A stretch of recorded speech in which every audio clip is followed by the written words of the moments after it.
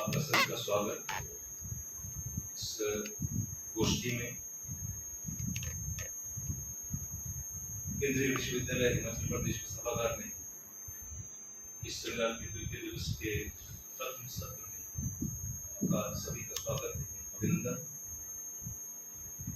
मैं सुरेश शर्मा हूँ और मैं संगीत और साहित्य प्रेमी हूँ और वर्तमान में राजकीय महाविद्यालय घुमारवीं में सह प्राध्यापक के पद पर कार्यरत हूँ। संगोष्ठी से आज अविस्मरणीय ये है कि आज ऐसे विद्वान साथियों के बीच में बैठा हूँ, मैं अपने आप को गौरवान्वित महसूस कर रहा हूँ। ये जो सेमिनार है, promoting sustainable livelihoods in the north western Himalayas, fostering convergence among research, practice and policy. इस सेमिनार में बहुत सारे विषयों को जो कि पर्वतीय क्षेत्रों के साथ संबंधित है, आजीविका के साथ संबंधित है, ज्ञान विज्ञान के साथ, साहित्य के साथ, संगीत के साथ, लोक संगीत के साथ, बहुत सारे अनेकों विषय ऐसे हैं जो कि हमारे कंसर्न के हैं, जिनका हमारा सरोकार है। उसी से संबंधित एक विषय जो है आज इस सत्र में, उस पर हम चर्चा कर रहे हैं और उस विषय को घोषित करने से पूर्व मैं परिचय कराना चाहूंगा हमारे बीच में जो आज संगोष्ठी के वक्ता है, उनके साथ आज विचार विमर्श होना है। हमारे बीच में प्रशांत रमन जी हैं, जो कि प्रशांत रमन रवि साहित्य प्राध्यापक लीलकोटी चंबा में है। विस्तृत उनका जीवन परिचय बाद में दूंगा। फिर चंद्रकांत सिंह है, जो कि साहित्य प्राध्यापक हैं हिंदी के केंद्रीय विश्वविद्यालय हिमाचल प्रदेश शाहपुर में यहाँ ही। हमारे बीच में हमारे परम मित्र और विद्वान साथी प्रोफेसर रोशन शर्मा जी हैं, जो कि केंद्रीय विश्वविद्यालय हिमाचल प्रदेश यहाँ पे शोभित हैं और यहाँ के प्रतिकुलपति भी रह चुके हैं अंग्रेजी विभाग।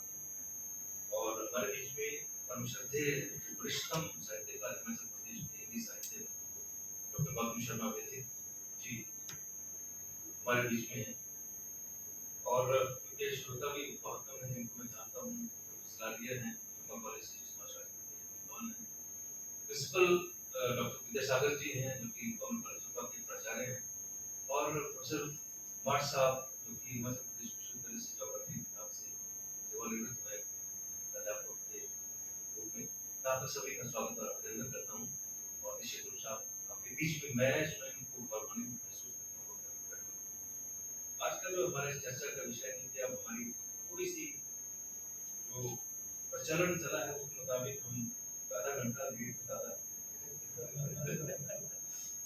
तो उसको ध्यान में रखते हुए हमारा सेशन 11 बजे तक है। विषय रख रहा हूँ कि dynamics of livelihood transformation, reflection in the mountain literature. गोष्ठी में विचार विमर्श होता है, चर्चा होती है, ज्ञान विज्ञान का आदान प्रदान होता है।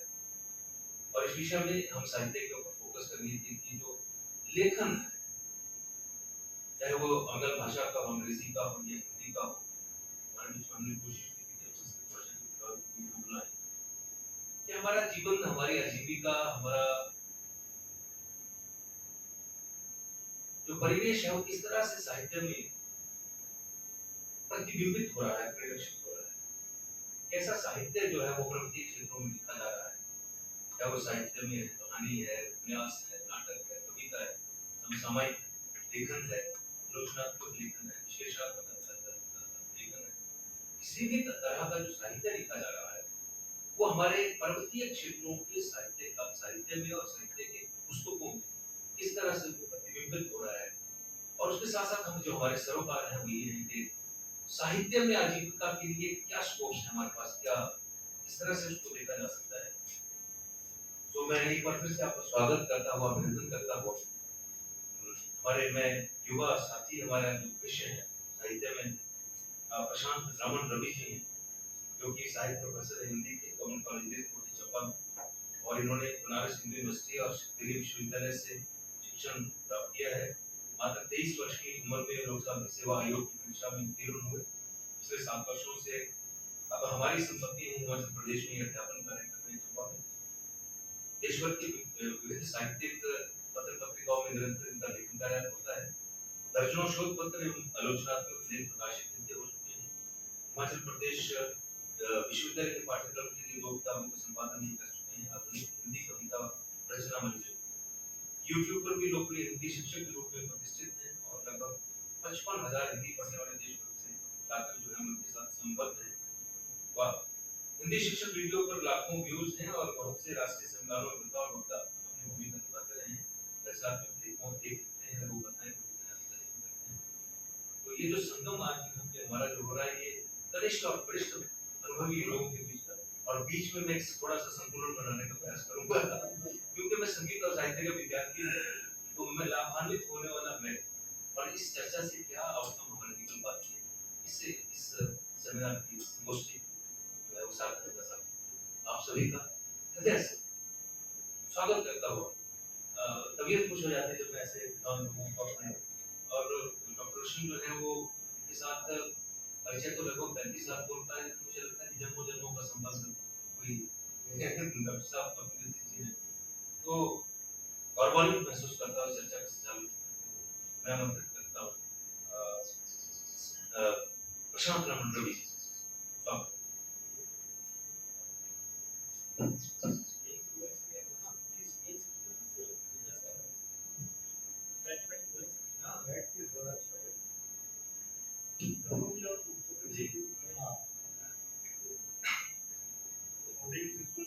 हाँ, इसलिए मुझे लगा कि मेरा आग्रह रहेगा एक बार कि क्योंकि 11 बजे तक है तो थोड़ा सा मेरी व्यवस्था होगी, हालांकि हम भी थोड़ा सा आगे बढ़ेंगे, हल्का सा अनुशासन की पालना ना करते हुए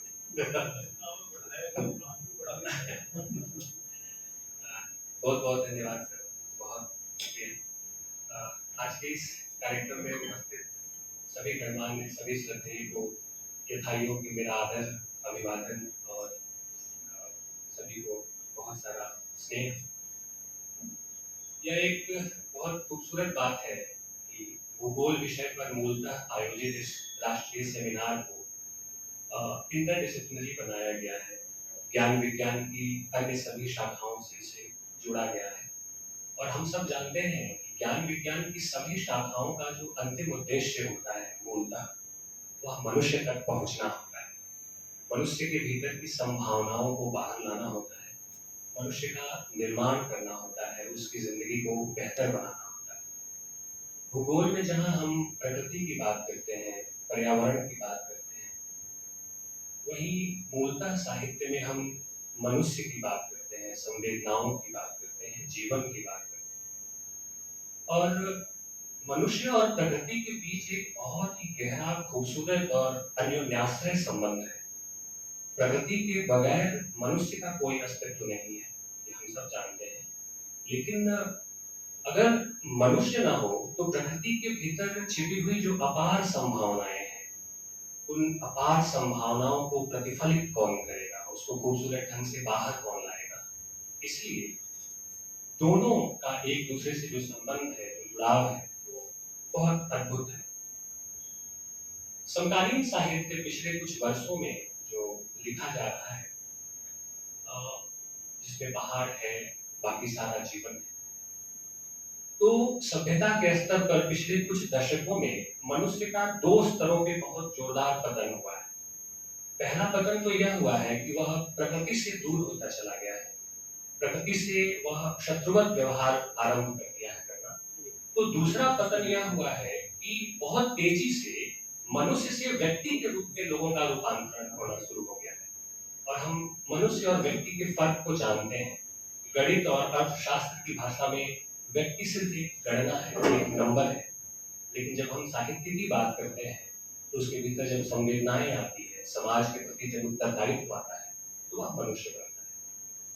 समकालीन साहित्य की बहुत सारी विधाओं ने कविता, कहानी, उपन्यास, नाटक की मूल जो चिंता है, उस चिंता में ये दोनों विमर्श है। पहला विमर्श कि मनुष्य का प्रकृति से दूर होते चले जाना, और दूसरा विमर्श जो है वह है कि मनुष्य का व्यक्ति में निरंतर रूपांतरण, तेजी से पतन उसका। पिछले कुछ वर्ष में जो साहित्य हमारे सामने आ रहा है, जो चिंताएं आ रही हैं, जो विमर्श हमारे सामने आ रहा है, उसमें इसे बहुत जोरदार ढंग से उठाया गया। मुझे याद आ रहा है कि पिछले पिछले वर्ष ही हमारे हिमाचल के एक बड़े ही प्रसिद्ध और लोकप्रिय लेखक हैं, राष्ट्रीय स्तर पर उनकी पहचान है, एस आर हरनोट जी। एस आर हरनोट का एक उपन्यास आया, नदी रंग जैसी लड़ी।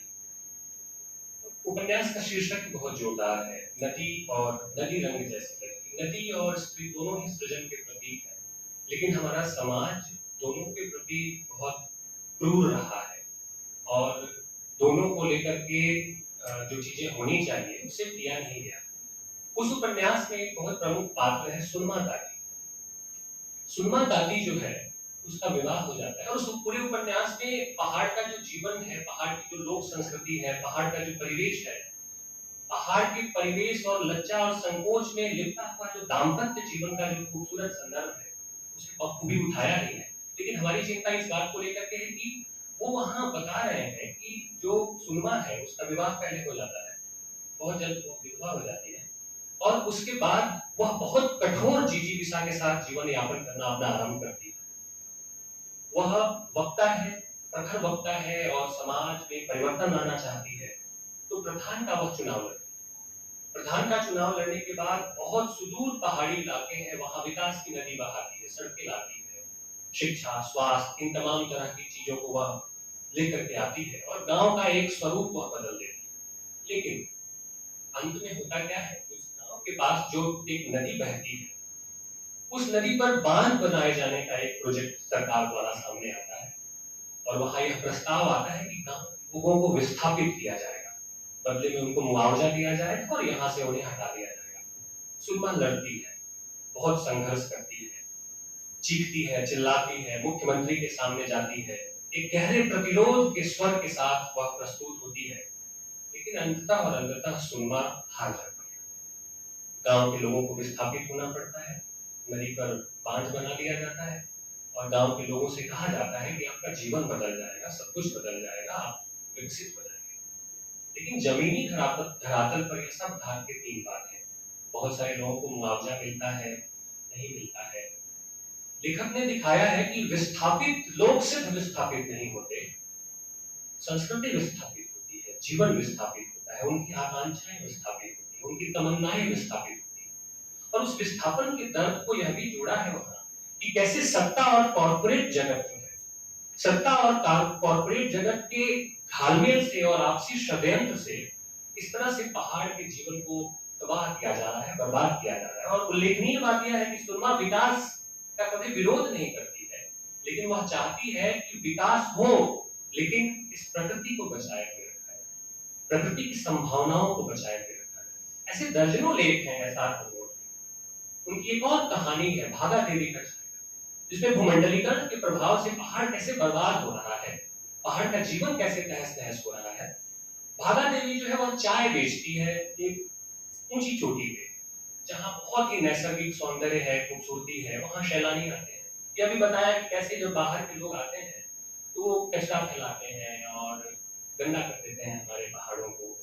तो वहां संभावनाएं देख रहा है, रोजगार की संभावनाएं, जिस पे हम बात कर रहे हैं कि भूमंडलीकरण के बाद लोगों की पहुंच बढ़ रही है, पहाड़ों में रोजगार के संसाधन विकसित हो रहे हैं, लोगों को आजीविका तो मिल रही है, लेकिन उस आजीविका का चुनाव या फिर उस आजीविका के बरस पहाड़ की बर्बाद होती लोक संस्कृति का चुनाव, ये हमें तय करना है।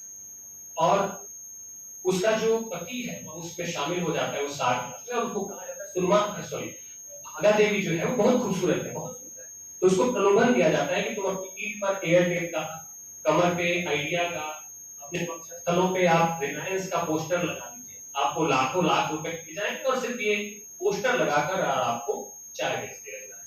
वह प्रतिरोध का स्वर उठाती है और मना कर देती है, लेकिन इस षड्यंत्र में उसका पति शामिल हो जाता है और वह चाहता है कि उसकी उसकी पत्नी की जो शरीर है उसे बेच दिया जाए, पोस्टर से, विज्ञापन से बेच दिया जाए।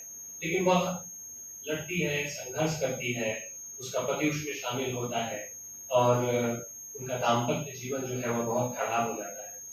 तो प्रकारांतर से पहाड़ के जीवन में जो ये आ रहे जो बदलाव है, भूमंडलीकरण के बरक्स, विकास के बरक्स, उसको बहुत खूबसूरती के साथ दर्ज किया है। हमारी चिंता ये है कि जीविका के कोई स्रोत हैं कि नहीं, सूत्र हैं कि नहीं। तो साहित्य जो है वह उपदेश नहीं देता है, वहाँ सूत्र होते हैं। और साहित्य का मूल काम जो होता है अपने समय की चिंताओं को खूबसूरती के साथ दर्ज करना, अपने समय के यथार्थ को खूबसूरती के साथ दर्ज करना। और इस प्रक्रिया में बहुत गंभीर साहित्य लिखा जा रहा है। मुझे मंगलेश डबराल की याद आती है। पहाड़ पर लालटेन उनका एक खूबसूरत काव्य संग्रह है। और उत्तराखंड में रहे, फिर बाद में वो लखनऊ, दिल्ली, बहुत सारी जगहों पे रहे। उनकी जो कविता है पहाड़ पर लालटेन, उस पहाड़ पर लालटेन कविता में जो जीवन है पहाड़ का और उसका जो दर्द है, जो परेशानियां हैं, उसकी इतनी गहरी शिनाख्त है कि जब आप उन कविता के शब्दों से जब आप गुजरते हैं तो आपकी धमनियों में, आपकी शिराओं में और आपकी रगों में पहाड़ का दर्द भिनने लगता है, रिसने लगता है पहाड़ का दर्द। उस कविता की कुछ पंक्तियां मैं सुनाना चाहूंगा। उन्होंने लिखा है कि जंगल में औरतें हैं लड़कियों के गट्ठर के, लकड़ियों के गट्ठर के नीचे बेहोश। जंगल में बच्चे हैं असमय दफनाए जाते हुए। जंगल में नंगे पैर चलते बूढ़े हैं, डरते खांसते अंत में गायब होते हुए। जंगल में लगातार कुल्हाड़ियां चल रही हैं, जंगल में सोया है रब। जिसे तुम्हारे पूर्वज लाए थे यहाँ तक, वह पहाड़ दुख की तरह टूटता आता है हर साल। पहाड़ टूट रहे हैं हर साल। सारे वर्ष, सारी सदियां जगती जाती है निस्वप्न आंखों में, तुम्हारी आत्मा में।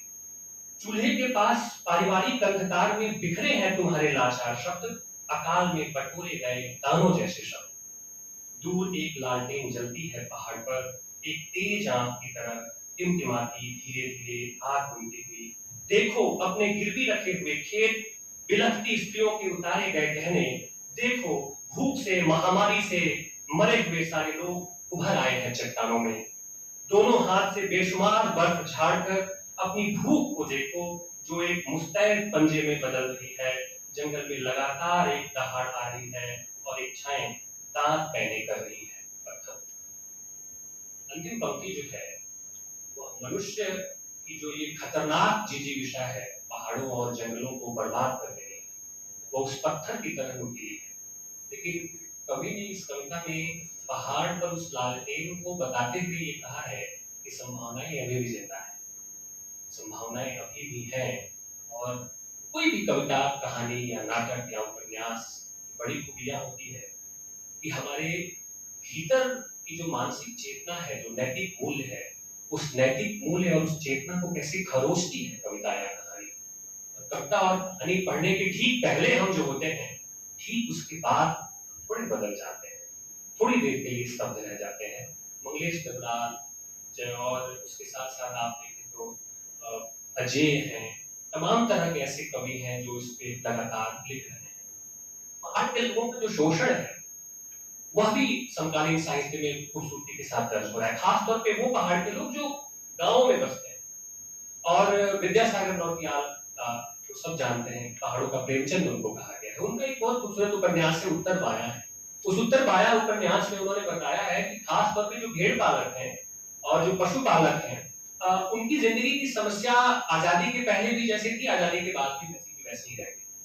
प्रेमचंद का जो होरी था, विद्यासागर नौटियाल के जो पात्र है उस उपन्यास में, वो वैसे के वैसे ही हैं। और दूसरी बात जो बड़ी बखूबी के साथ उन्होंने उसमें बताई है कि जो भेड़ पालक हैं, जब अपने पशुओं को लेकर के ऊपर की तरफ चले जाते हैं चराने के लिए, तो जो नीचे के जो गांव है, जो तुलनात्मक रूप से सुविधा संपन्न है, वो उन्हें बहुत हिकारत की निगाह से देखते हैं। उनके प्रति वह संवेदनात्मक सौंदर्य या वह अनुभूति उनके बीच नहीं होती है। और नीचे के लोगों ने किस तरह से अब पशुधन वगैरह को पालना या उसके काम करना बंद कर दिया है और अच्छी शिक्षा, अच्छा स्वास्थ्य, अच्छी सुविधाओं की खोज में किस तरह से पलायन हो रहा है पहाड़ों से। और उस पलायन होते हुए लोगों में जो एक अपने पहाड़ के प्रति जो सम्मोहन है, एक जो आकर्षण है, स्मृतियों का आकर्षण, वह बार बार इस दौर की कविताओं में और कहानियों में दर्ज हो रहा है। मुझे एक बड़े हमारे समकालीन दौर के अच्छे कवि हैं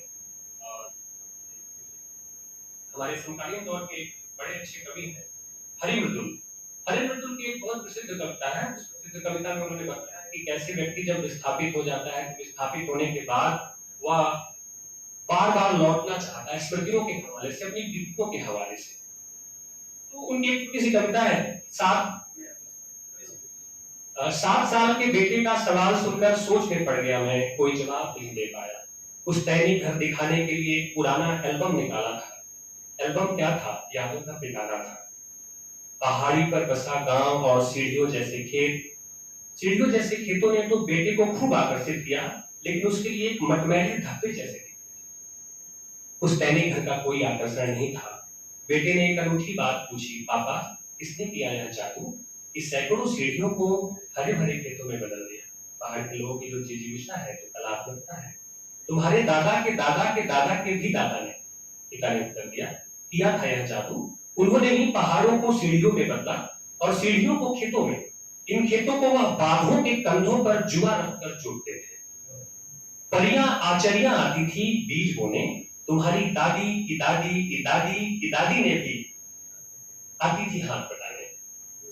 मेरी अजब गजब बातों से वह खासा रोमांचित हो गया था। बावजूद इसके बड़ी गंभीरता से उसने सवाल किया, पापा आप भी कमाल करते हैं। मेरा उत्तराखंड, मेरा चंपावत, मेरा बगोटी बोलते रहते हैं। जिन खेतों की सीढ़ियों को चढ़ते हुए इस बड़े शहर पहुंचे थे, उन्हीं सीढ़ियों से उतरते हुए वापस गांव भी तो जा सकते थे। तो जो नई पीढ़ी है, उसके मन में पहाड़ों को लेकर के जो एक रोमांच है, जो एक संवेदना है, वो दर्ज तो हो रहा है। लेकिन सच तो यह भी है कि प्रैक्टिकल दृष्टिकोण से देखें तो जो दूर दराज के गांव है, उनकी जो समस्याएं हैं, चाहे वह स्वास्थ्य संबंधी समस्याएं हैं, शिक्षा संबंधी जो समस्याएं, मैं चंबा में कई सालों से रह रहा हूँ, तो मैंने देखा कि ऊपर पहाड़ी में जो लिल के दूर दराज के गाँव के लोग हैं, जिनके पास थोड़ी बहुत भी संपत्ति है, पैसा आ गया है, वही घर तांगड़ आया चंबा या कहीं कहीं जमीन ले ली, वो विस्थापित हो रहे हैं, वो दूर जा रहे हैं। तो इस तरह की जो तमाम तरह की समस्याएं हैं, पहाड़ पहाड़ नहीं रहे, नदी नदी नहीं रही, पहाड़ का दर्द, नदी का दर्द, सब कुछ बहुत खूबसूरती के साथ हमारे के कवियों ने दर्ज किया। ऐसे जो उदाहरण हैं, एक एक पे अलग अलग तरीके से लंबे समय तक बात की जा सकती है। लेकिन मुझे यह लगता है कि उन परेशानियों के बीच से संभावनाओं का कोई सूत्र निकलना चाहिए। और जो कुछ भी कॉन्फ्रेंस, सेमिनार या बाकी सारी चीज़ें जो होती हैं, उसके मंथन के बरक्स हमारी अपनी जो एक थोड़ी बहुत जिम्मेदारी है, वो जिम्मेदारी अगर तय हो जाए, हम कुछ बदल सकें, हम कुछ कर सकें, तो ये बड़ी बात होगी। मुझे लगता है कि तमाम तरह की कुरूपताओं, विद्रूपताओं और कठिनाइयों को पहचानते हुए भी हम सबको अपने अपने भीतर के उस मजबूत पहाड़ को टटोलना होगा, अपने अपने हिस्से के पहाड़ को टटोलना होगा। टटोलते हुए उस पहाड़ को बचाने की जो हमारी जिम्मेदारी है, उस पर थोड़ी पहल करनी होगी, तो अभी भी संभावनाएं जिंदा है।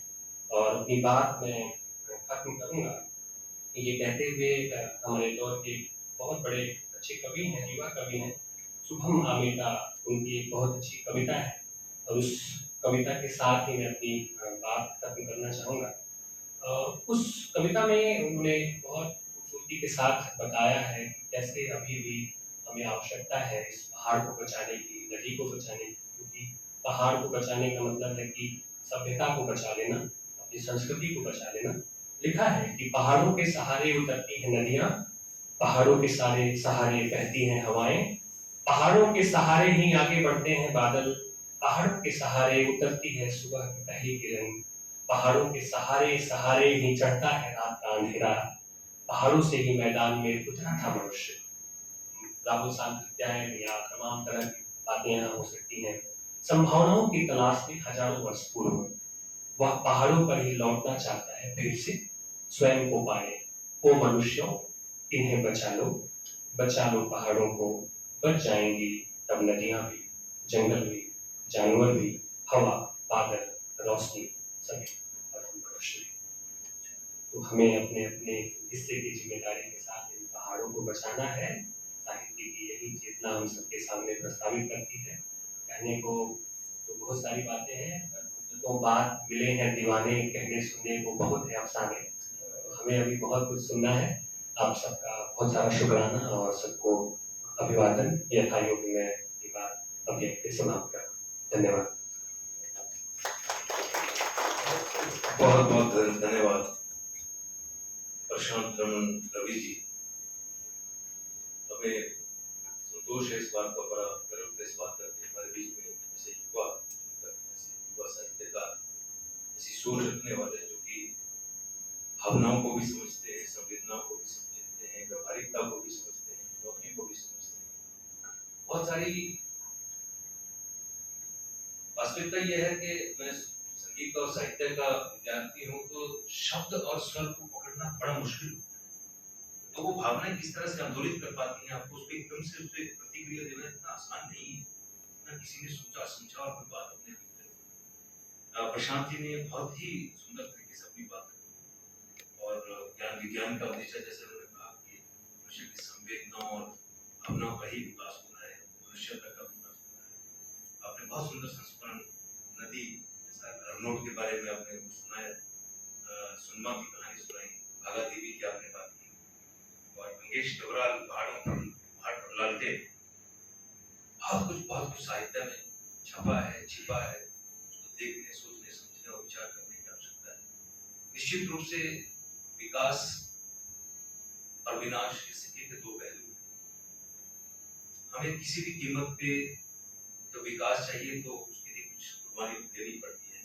पहाड़ों की याद जो कुर्बानियां हैं उसको भुलाया नहीं जा सकता। जैसे विस्थापन का दर्द होता है, पॉम लैंड देख लीजिए, कोल्ड लैंड देख लीजिए, भाखड़ा बांध का विस्थापन देख लीजिए, उत्तराखंड की उन्होंने बात की। लेकिन वो समसामयिक रूप से वो साहित्य में वो प्रतिबिंबित होता रहा है, हो रहा है।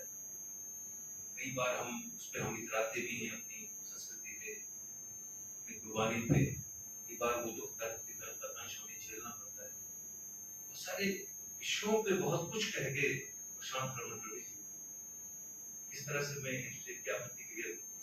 बहुत बहुत धन्यवाद करता हूँ इतने विद्वान ओजस्वी वक्ता को, बहुत सुंदर तरीके से। इसके बाद मेरा आग्रह रहेगा श्री चंद्रकांत सिंह, डॉक्टर चंद्रकांत सिंह, जो कि सहायक प्रोफेसर हिंदी विभाग में केंद्रीय विश्वविद्यालय हिमाचल प्रदेश के इसी ही परिसर में, और चंद्रकांत सिंह जी से भी काफी पुराना परिचय है। आज हम याद कर रहे थे जब इस कॉलेज के लिए भवन का हस्तांतरण होना था, तो चंद्रकांत जी हमारे बीच में थे और डॉक्टर रोशन जी के बीच में थे। कॉलेज ऑफ टीचर एजुकेशन धर्मशाला में बहुत विद्वान साथी हैं आप।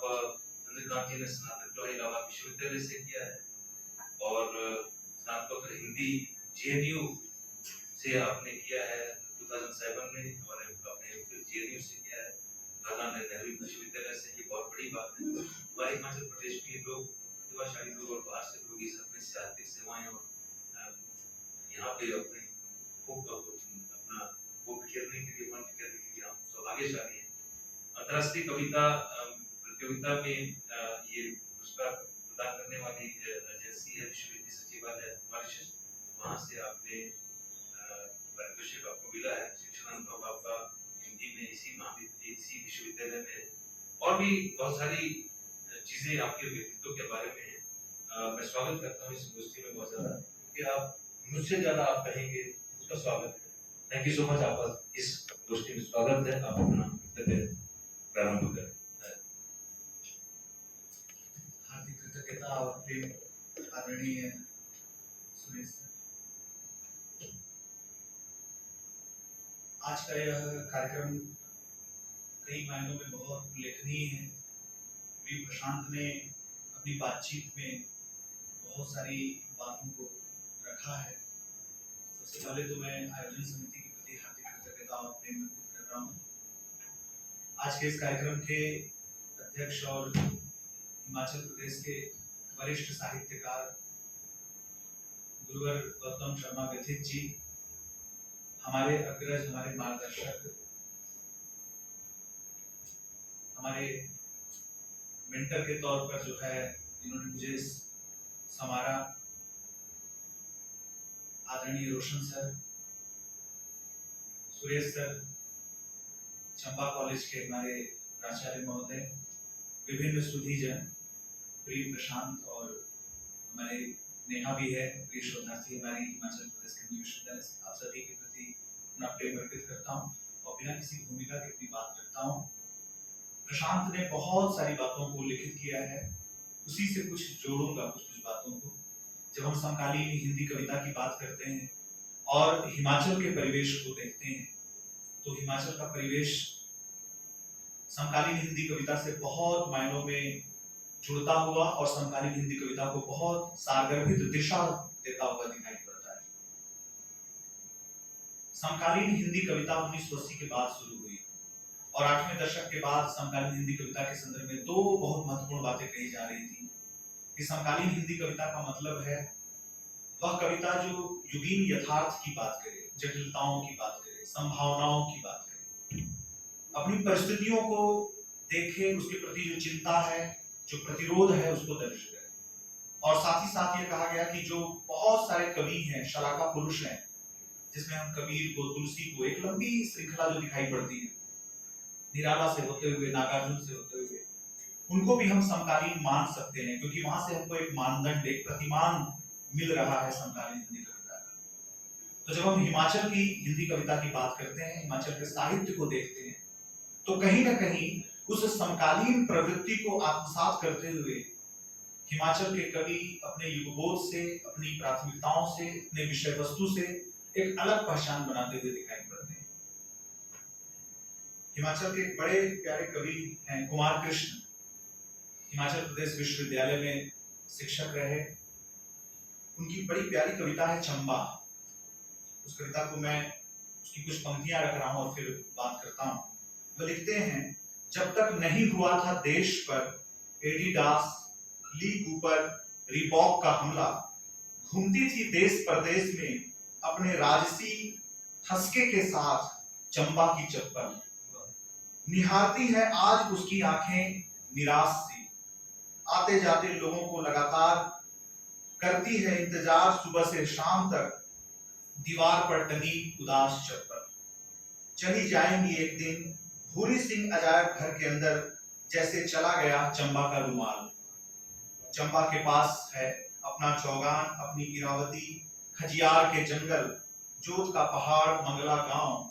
उसके पास है छोटे छोटे मोहल्ले बेशुमार, उसी में बाँचता है अजय कुमार जन्म कुंडलियां। पढ़ता है मनुष्यों का भविष्य, लिखता था यही नंदेश कुमार आधी अधूरी कविताएं। अब ये कविता बड़ी लंबी है, मैं केवल कुछ पंक्तियां रख रहा हूं कि इस पूरी कविता में कृष्ण कुमार जी ने यह दर्शाने की कोशिश की कि जो चंबा है, जिसको हम बाहर से देखते हैं, उसके प्राकृतिक सौंदर्य पर सम्मोहित होते हैं, चंबा केवल प्राकृतिक परिवेश पर नहीं है, चंबा एक जागतिक प्रतिमा है राष्ट्र की, देश की, जिसकी धरोहर अब जो है क्या है, वो उससे हम पीछे चले जाते हैं। बहुत सारी बातें, जैसे चंबा के रुमाल का जिक्र है, चंबा की चप्पलों का जिक्र है, हमारी बहुत सारी पहचान, हमारा हथकरघा उद्योग, हमारा कुटीर उद्योग जिस तरीके से समाप्त हो रहा है, सांस्कृतिक विघटन के दौर में हम जी रहे हैं, कैसे उसको बचाया जाए, यह जो है कृष्ण कुमार जी लिखते हैं। कृष्ण कुमार जी की एक और कविता है, वो कोदों के चावल पर बात करते हैं कि वो जो मोटा चावल है, आज हम जो है उस चावल से विस्मृत हो गए हैं। बहुत सारी चीजें हमारे बीच से जो है गायब होती जा रही है। तो ये जो विलुप्त होती जातियां हैं, प्रजातियां हैं, सौंदर्य बोध है, इसको जो है पहाड़ के कवि जो है अपनी रचनाओं में उखाड़ते हैं। हिंदी के एक बड़े कवि हुए जिनका नाम है अरुण कमल। अरुण कमल अपनी एक कविता में लिखते हैं, ऐसा क्यों हो रहा है, सामने सड़क पर एक औरत की इज्जत जा रही है और हम अपने अपने ओटों पर खड़े हैं चुपचाप। ऐसा क्यों हो रहा है, दरवाजे बंद कर सामने सड़क पर किसी आदमी का खून हो रहा है और हम दरवाजे बंद कर सुन रहे हैं चुपचाप। ऐसा क्यों हो रहा है, वियतनाम और लेबनान में काटे जा रहे हैं हजारों हजार लोग और दुनिया बंदूकों में तेल भर रही है चुपचाप।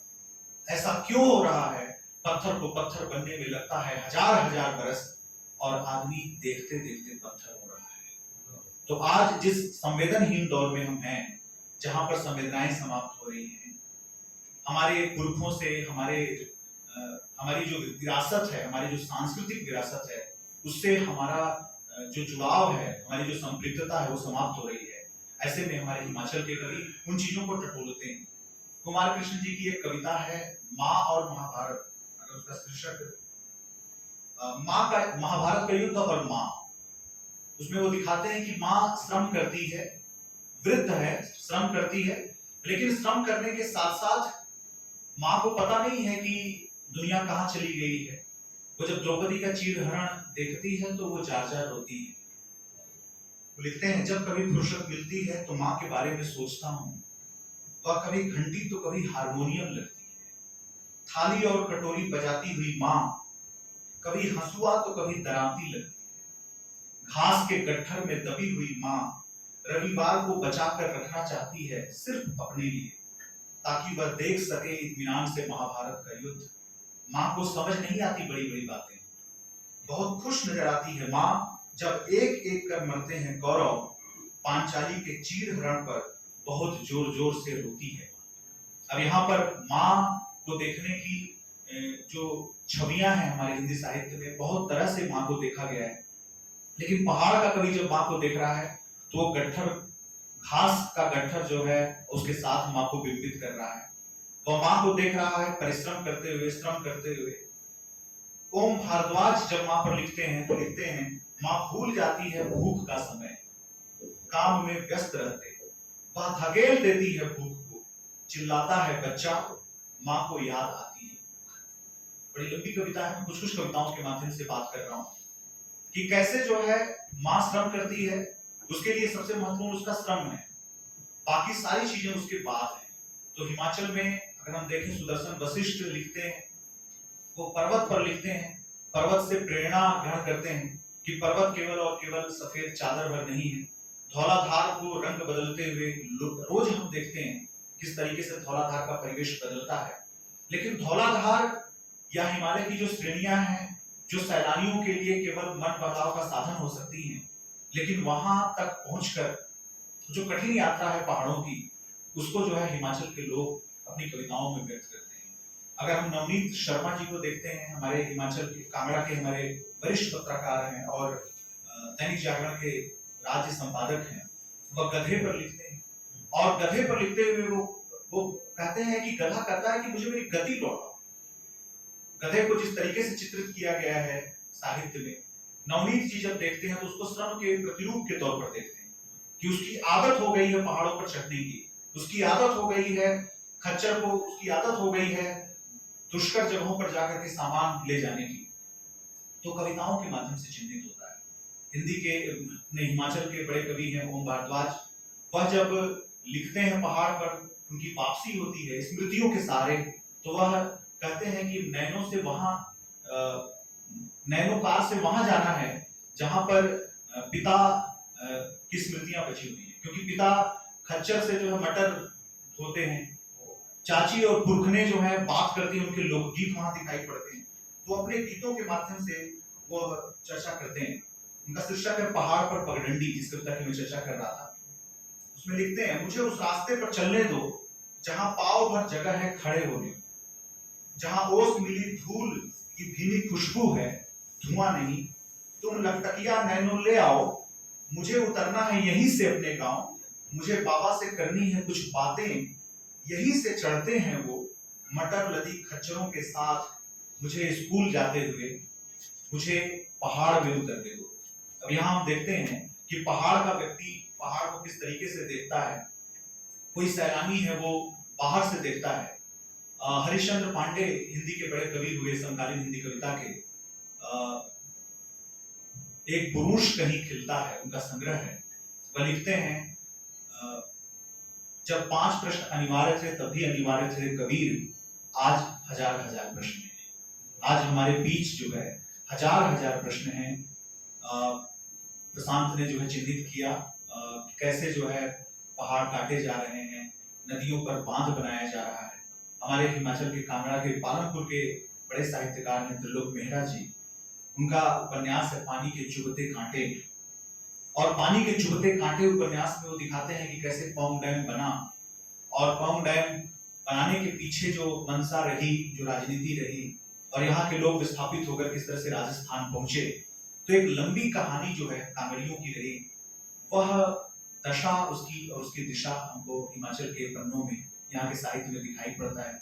चंद्ररेखा डडवाल जी लिखती हैं, उनके यहाँ स्त्री चिंतन के साथ प्रकृति के साथ कांगड़ा की जो हसीन वादियां हैं वह उनकी कविताओं में प्रकट होती है। हमारे बीच हमारे गुरुवर गौतम शर्मा व्यथित जी हैं, आपने लोक साहित्य पर जिस तरह से काम किया है, आपकी कविताओं में, आपके साहित्य में हमको कांगड़ा का परिवेश, हिमाचल का परिवेश दिखाई पड़ता है। गणेश गनी हैं, जिनकी रचनाओं में हमको पहाड़ दिखता है।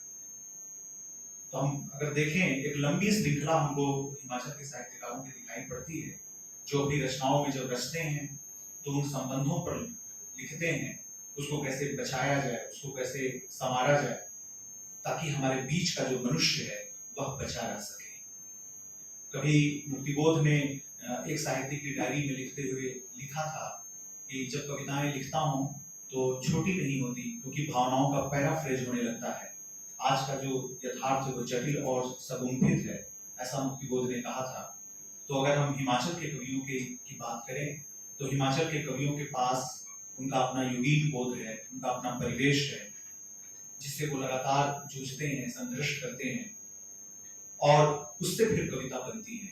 कई बार ऐसा लगता है कि ये जो कविताएं हैं, इन कविताओं को देखा जाए तो ये कविताएं केवल सौंदर्य अभिरुचि में वृद्धि नहीं करती हैं, बल्कि साथ साथ हमारी भावनाओं का एक्सटेंशन करती हैं, हमें नई दृष्टि देती हैं।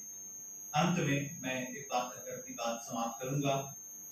हिंदी के बड़े कवि, समकालीन हिंदी कविता के हुए गोविंद प्रसाद जी, वह लिखते हैं कि सुंदरता के बारे में मैं जो भी कहूंगा वह भूख में एक टुकड़ा होगा।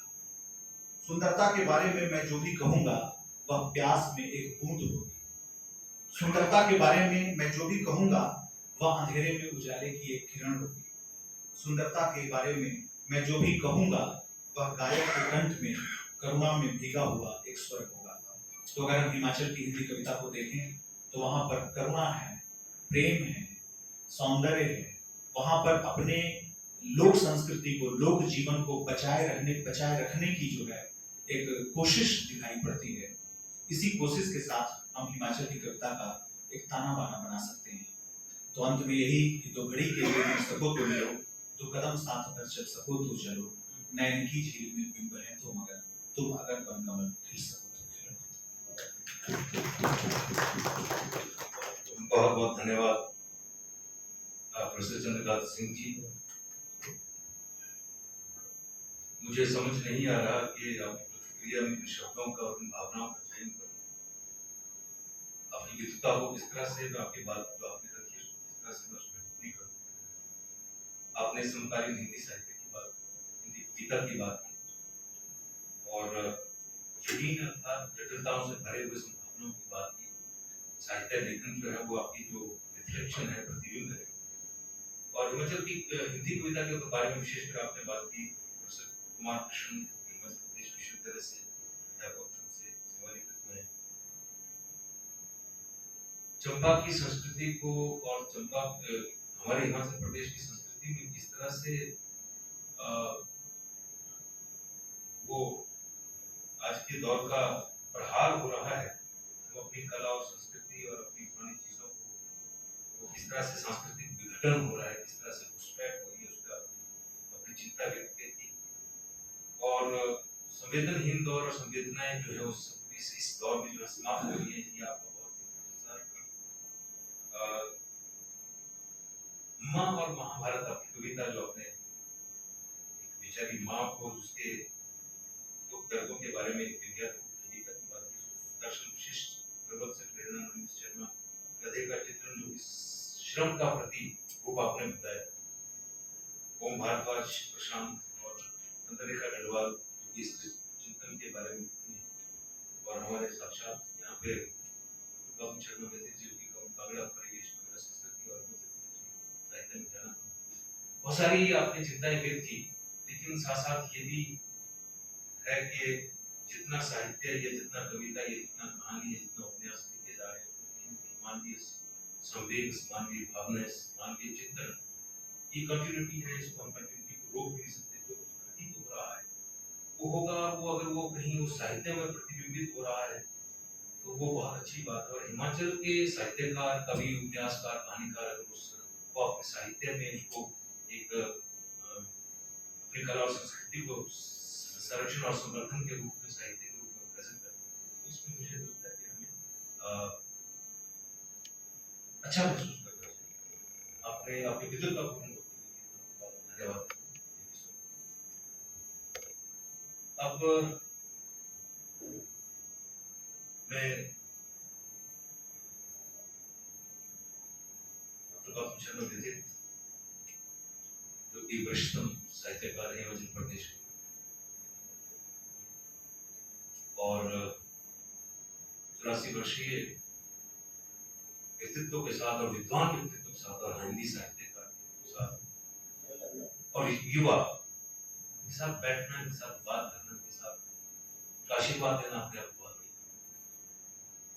मुझे बहुत ही पसंद है। कैसे जैसे साहित्यकार हिमाचल प्रदेश में लगभग 50 वर्षों से कार्य कर रहे हैं, कला के क्षेत्र में, संस्कृति के क्षेत्र में, और संस्कृति कर्मी के रूप में, चाहे साहित्यकार के रूप में हो, चाहे वो समसामयिक लेखन हो, चाहे कविता हो, चाहे उपन्यास हो, चाहे लोक साहित्य हो, लोक कलाकारों के, लोक कलाओं के संरक्षण संवर्धन के लिए पूरा जीवन इन्होंने दिया। अनेकों पुरस्कारों से सम्मानित किया जा चुका है। पिछले वर्ष को गौरव हिमाचल गौरव पुरस्कार, इसमें ज्यादा संतोष तो नहीं किया जा सकता, लेकिन प्रसन्नता अवश्य है।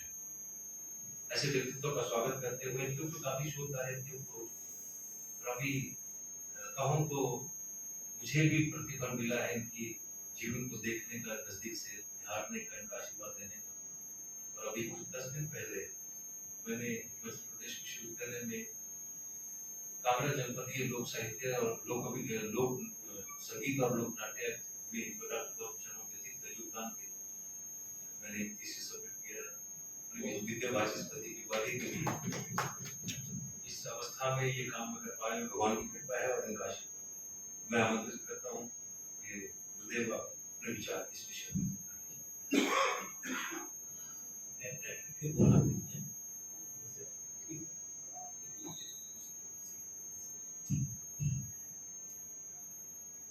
आदरणीय प्रिय डॉक्टर प्रोफेसर शर्मा, श्री शर्मा जी और यहाँ उपस्थित सभी प्रिंसिपल्स और प्राध्यापक वर्ग के विभिन्न महाविद्यालयों से आज की संगोष्ठी में भाग ले रहे हैं, और प्रिय चंद्रकांत जिनके साथ मैंने इसी विश्वविद्यालय में भी कुछ समय कार्य किया। अच्छा लगता है नई पीढ़ी को सुनकर। वास्तव में जो पहला वक्तव्य सुना तो ऐसा लगा कि समय बहुत बदल गया है, सोच में भी और अभिव्यक्ति में।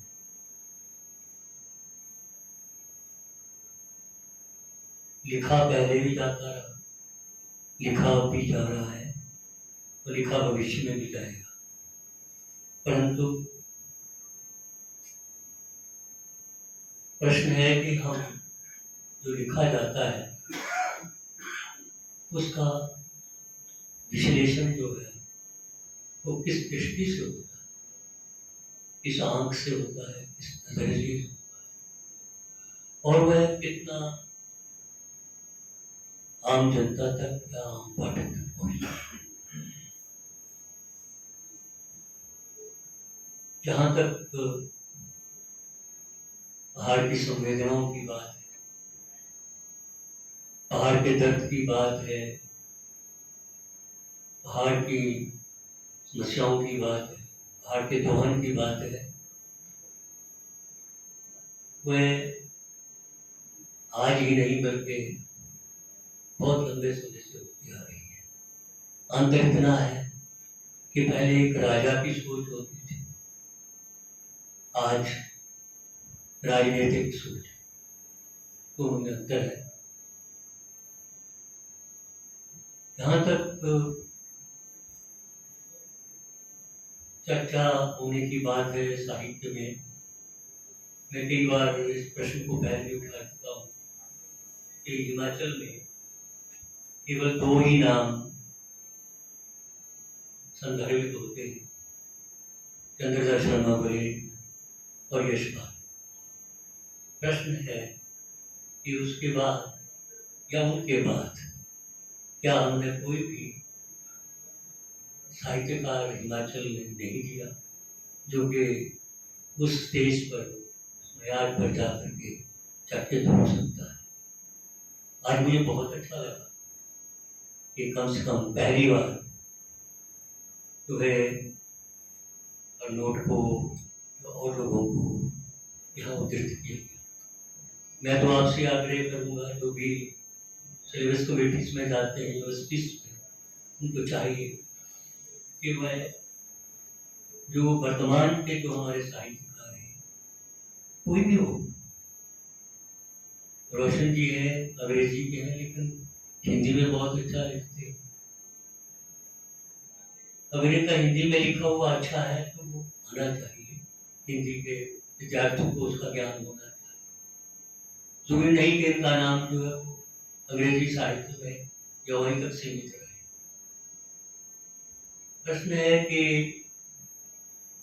ये जो एक दृष्टिकोण होता है यूनिवर्सिटीज में सिलेबस फ्रेमिंग का कि नहीं यही लोग जो है वो आने चाहिए, ये वहाँ भी पढ़ाए जाते हैं इसलिए यहीं भी पढ़ाए जाते, ऐसा नहीं है।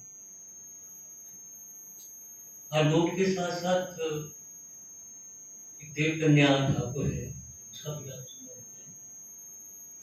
बहुत बड़ी दलेरी से वो लिख रही है। दलेरी मैंने शब्द ये कहा है कि लेखक कहीं डरते भी रहे हैं।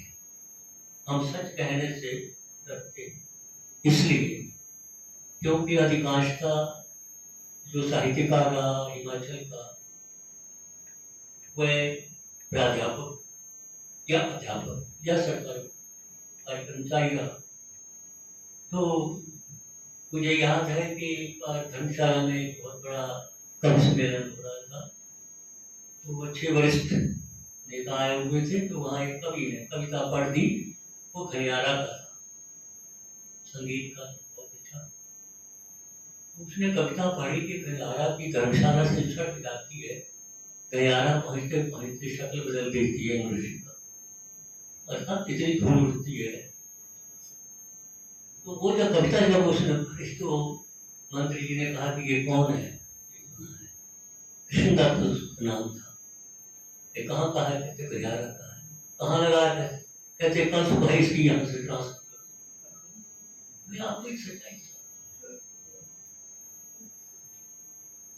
लेखक में जो है ये जिसको कह सकते हैं दम होना चाहिए, सच को कहना।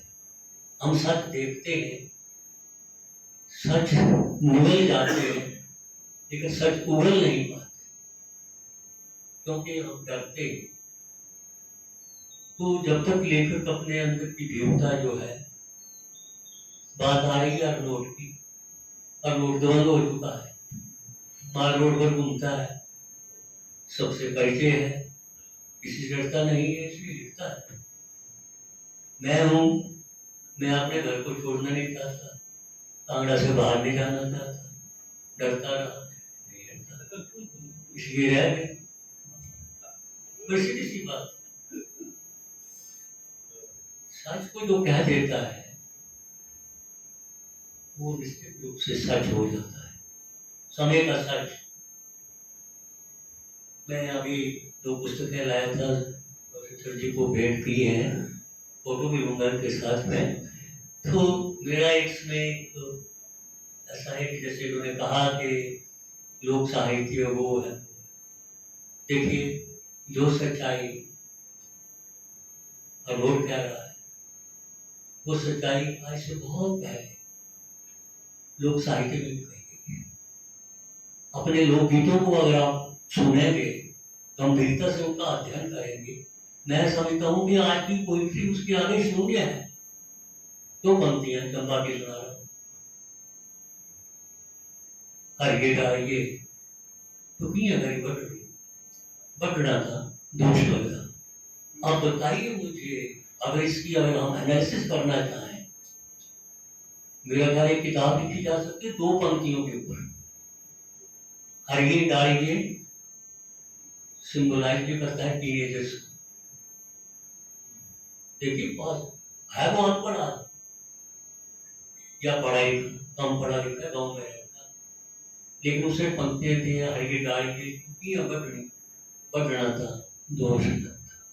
लेकिन इन 2 पंक्तियों ने वहां के चरित्र को कितना संयोजित किया है, कितना उसको एक डिसिप्लिन किया है कि आदमी कभी भी ऐसा कदम उठाने से पहले जरूर सोचता है। अगर उसको ये पंक्तियां याद होगी तो कभी भी वो वैसा काम नहीं करे। इसलिए पहाड़ का चरित्र बचता रहा। एक 2 पंक्तियां और हैं,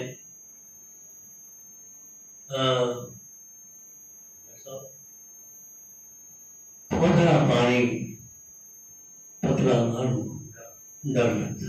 अब बताइए, छोटे छोटे से शब्द है ये, पतला पानी पतला मानो डर लगता। बात कुछ भी नहीं है, लेकिन अगर इस पर विचार करेंगे, इसका एनालिसिस करेंगे, तो मैं समझता हूँ कि बहुत कुछ कह दिया। कांगड़ा का एक गीत है, हमें उस समय की याद दिया जब यहाँ रजवाड़े थे, रियासत काल थी।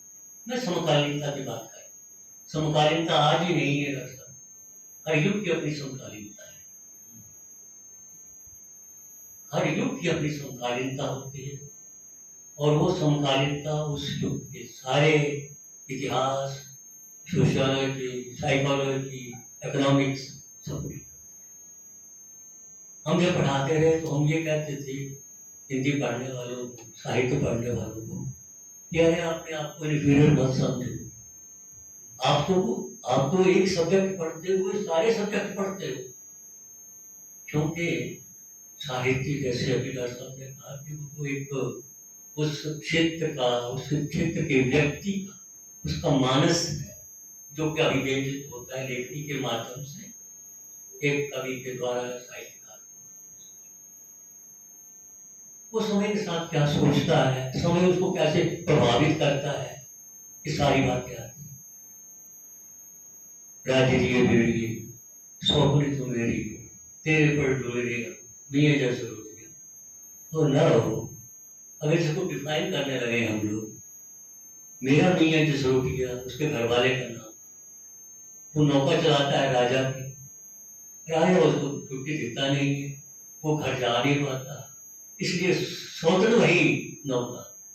जैसे कि वहाँ मध्य प्रदेश में रेल वही स्वतंत्र जो वेतन को ले जाती है, बहुत दूर वर्षों तक लौट नहीं पाता है। ये देखिए कितनी बड़ी संवेदना, वो ऐसे ऐसे हुए हैं ना, राम नरेश त्रिपाठी जैसे या और दूसरे लोग जिन्होंने बहुत किया है। अगर हम अपने क्षेत्र को, अपने क्षेत्र के लोक साहित्य को ग्रहण करते हैं, लोक साहित्य संगीत को पढ़ते हैं, गीत को पढ़ते हैं या लोक नाटक को पढ़ते हैं। अब आपके ऊपर के क्षेत्र में करियाड़ा है, बांसड़ा है मंडी में, और जो है वो है होरिंग किन्नौर में, ऊना में जो गौरा है, कांगड़ा में भगत है। ये हमारी थिएटर है।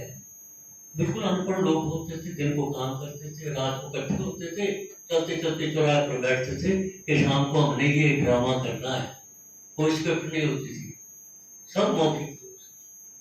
लेकिन ऐसे वो इसको कहते थे सटराड़ा, वक्त का गाना, उन्होंने ऐसा वाक्य कह देना कि पूरे संदर्भ जो होता चला जाता।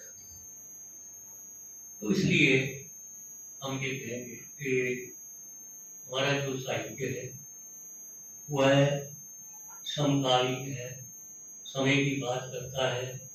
ये ठीक है कि हम उसको इस नजरिए से देखते हैं। आज जरूरत है पहाड़ को समझने की। मैं 2 पंक्तियां अपनी भी सुनाना चाहता हूँ कि पहाड़ जो अभी डॉक्टर साहब ने जो बात करी है, मैं उसकी तस्दीक कर रहा हूँ। देखने में बड़ा खूबसूरत कांगड़ा की धौलाधार को देख करके the first deputy commissioner of Kangra mister Barnes, उसने लिखा है no scenery in my view presents such a sublime contrast throughout the world. ये धौलाधार जैसा मनोरम दृश्य मैंने विश्व भर में नहीं देखा। लेकिन इस मनोरम दृश्य के भीतर भी तो कहीं ना कहीं दर्द छिपा। मैंने कुछ पंक्तियां लिखी थी कि कितनी खुली है बाजियां, बढ़कर तो देखिए ये कुदरती ऋचाएं, बढ़कर तो देखिए कितनी खुली है बाजियां, बढ़कर तो देखिए ये कुदरती ऋचाएं, बढ़कर तो देखिए, और संशय के दायरों में तो उलझे रहोगे तुम, अरे सुभान पर यकीन के चढ़कर, और समतल सफर में आसमां रहता सदा ही दूर, समतल सफर में आसमां रहता सदा ही दूर, आरोप के पहाड़ और रिश्तों से बढ़ के दोस्ती रास्ते में है खड़ी, और घर की हदों से आगे अरे बढ़कर, और आंचल हरा पहाड़ का दिखता है दूर से, आंचल हरा पहाड़ का दिखता है दूर से, कांटे हैं कितने घास में, अरे बढ़कर ये छूती नहीं दिलों को है कैसे व्यतीत गजल, अरे मिसरे जनाब उसकी कहने का मेरा बात ये है कि हर युग की अपना एक त्रासदी रही है, हर युग का अपना एक संतरास रहा है, हर युग की अपनी संवेदना रही है, और राइटर का, लेखक का ये दायित्व बनता है, धर्म बनता है कि वो युग सत्य को अपने लेखन के माध्यम से जो है उसको वाणी दे, उसको शब्द दे, उसको अभिव्यक्त करे। और ये जरूरी नहीं कि किसी की कविता की पहचान जो है वो हर एक व्यक्ति के माध्यम से, जरूरी नहीं। अगर कोई मुझे कहीं कोट नहीं करता है तो मुझे गम नहीं होना चाहिए। क्यों? ये जरूरी नहीं कि मैं उसकी नजर से गुजरा हूं। किसी भी समालोचक को, किसी भी राइटर को समालोचक की दृष्टि से गुजरना जरूरी भी है और ये जरूरी नहीं भी है, क्योंकि हम क्या करेंगे। लेकिन ऐसा है कि यशपाल ने मनुष्य के रूप लिखा, आपने शायद पढ़ा हो उपन्यास, छोटा सा, और उसने बताया हुआ है कि इस प्रकार से बैजनाथ से ऊपर चढ़ाई में ट्रक खराब हो जाता है और रात को वो ड्राइवर जो है गाँव में जाता है, किस प्रकार से औरत के संपर्क में आता है, वो खिलाती भी है, लेकिन वो अपने बातों में उसको सुला करके ले आता है बैजनाथ में। फिर वो किस प्रकार से पुलिस स्टेशन में पहुंचती है, किस प्रकार से एक व्यक्ति से दूसरे व्यक्ति, तीसरे व्यक्ति से चौथे व्यक्ति के हाथ में चलती चलती वो अमृतसर पहुंच जाती है। तो उसने छोटे से उपन्यास बताने का प्रयास किया है, किस प्रकार से पहाड़ की उस सादगी का, उसके आतिथ्य का, इस प्रकार से शोषण भी हो जाता है। आपने चंबा की नदियों के विस्थापन की बात कही है, वो विस्थापन जो है वो व्यवस्था नहीं है, वो आवश्यकता है। कौंडान का जो विस्थापन हुआ है वो व्यवस्था है, या और जगह का जो विस्थापन हुआ वो व्यवस्था है। लेकिन जहाँ विकास है वहाँ वो भी है, हर चीज़ है, वहाँ समझौता करके हमें चलना है। लेकिन एक बात तो है, वो जरूर है कि हमारा जो हिमाचल है इसमें वो आपको इतना उसको कह सकते हैं मॉडर्न नहीं मिलेगा। चंद्रकांत सहमत होंगे क्योंकि उस क्षेत्र से मैं भी घूमा हूँ क्षेत्रों में, मध्य प्रदेश में और हिमाचल में वैसा नहीं देखने को मिलता है। न भुखमरी है, ना भिखारी है, ना कोई है। तो यहाँ का लेखक जब ऐसी स्थितियाँ देखता नहीं है तो लिखेगा। हम तुलना नहीं कर सकते मध्य प्रदेश के राइटर की हिमाचल प्रदेश क्योंकि अंतर है। वहाँ वो देख रहा है उसको, क्योंकि literature is the product of situation होगी तो लिटरेचर। अगर वो स्थिति से गुजर नहीं रहा है, उसका पीड़ा नहीं हो रही है मानस में, तो क्या लिखेगा। इसलिए कई बार हम ओढ़ा हुए यथार्थ भी लिखने का प्रयास करें। अंतिम बात, हमें ओढ़ा हुआ यथार्थ लिखने का प्रयास नहीं करना। मैं कॉफी हाउस की बात करूंगा अपनी जो कहानियों में। यहाँ एक उपन्यास इन्होंने बात करी है, कभी मौका मिले तो मेरा उपन्यास है रेशमा उपन्यास है। वो भी एक गद्दी लड़की का, गद्दियों में एक प्रथा सदरोज आशा जी आ गई, शायद ये तो जानती है। 8 साल की लड़की होती थी, 18 साल का लड़का। 10 साल के बाद जाकर के सदरोज कई बार नहीं होती।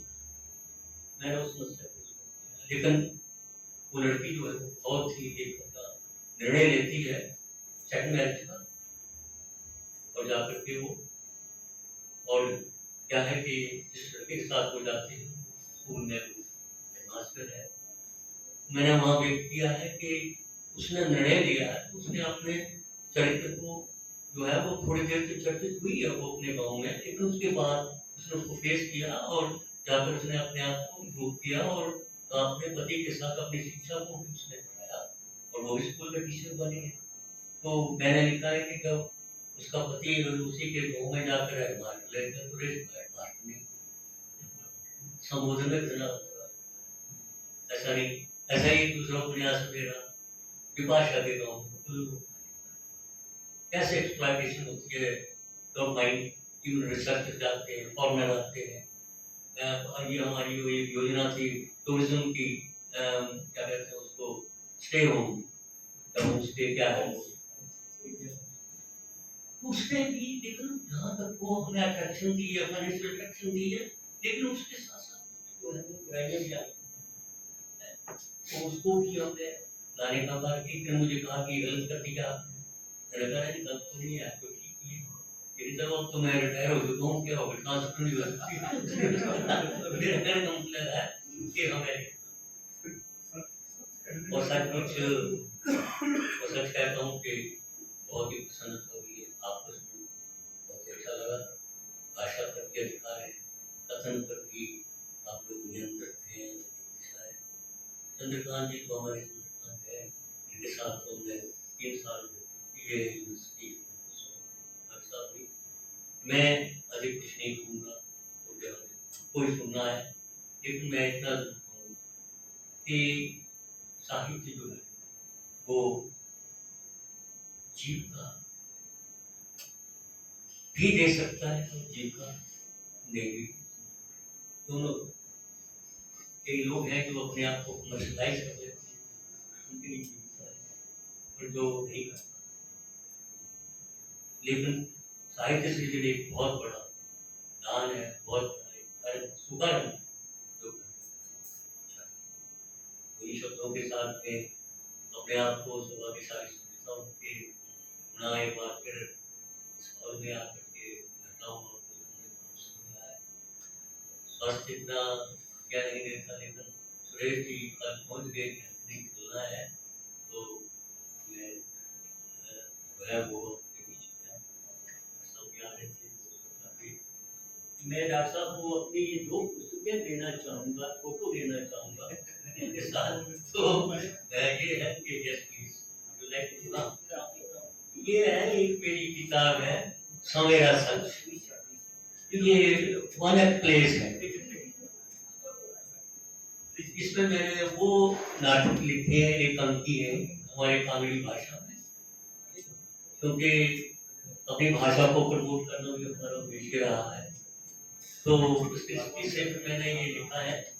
तो इसमें वो एक अंकी है जो कि नेशनल लेवल पर कि वो मीडिया जो है वो कितना कामयाब हो सकता है हमारी मैसेज कन्वे करने में कैसे वो मीडिया, और ये पूरे हिमाचल में, इसमें कमयाड़ी में भी है और नागरी में भी है, और एक विधा कर लेंगे सबका। केरला तो आप लोग जानते ही होंगे, वो पेंशन को बहुत करता है, काम नहीं करता। ये अपने मत की गरिमा, योग्यता की गरिमा सबको परे रखते थे, और जो सम्मान देते रहे, शायद इसीलिए हम लोग युवा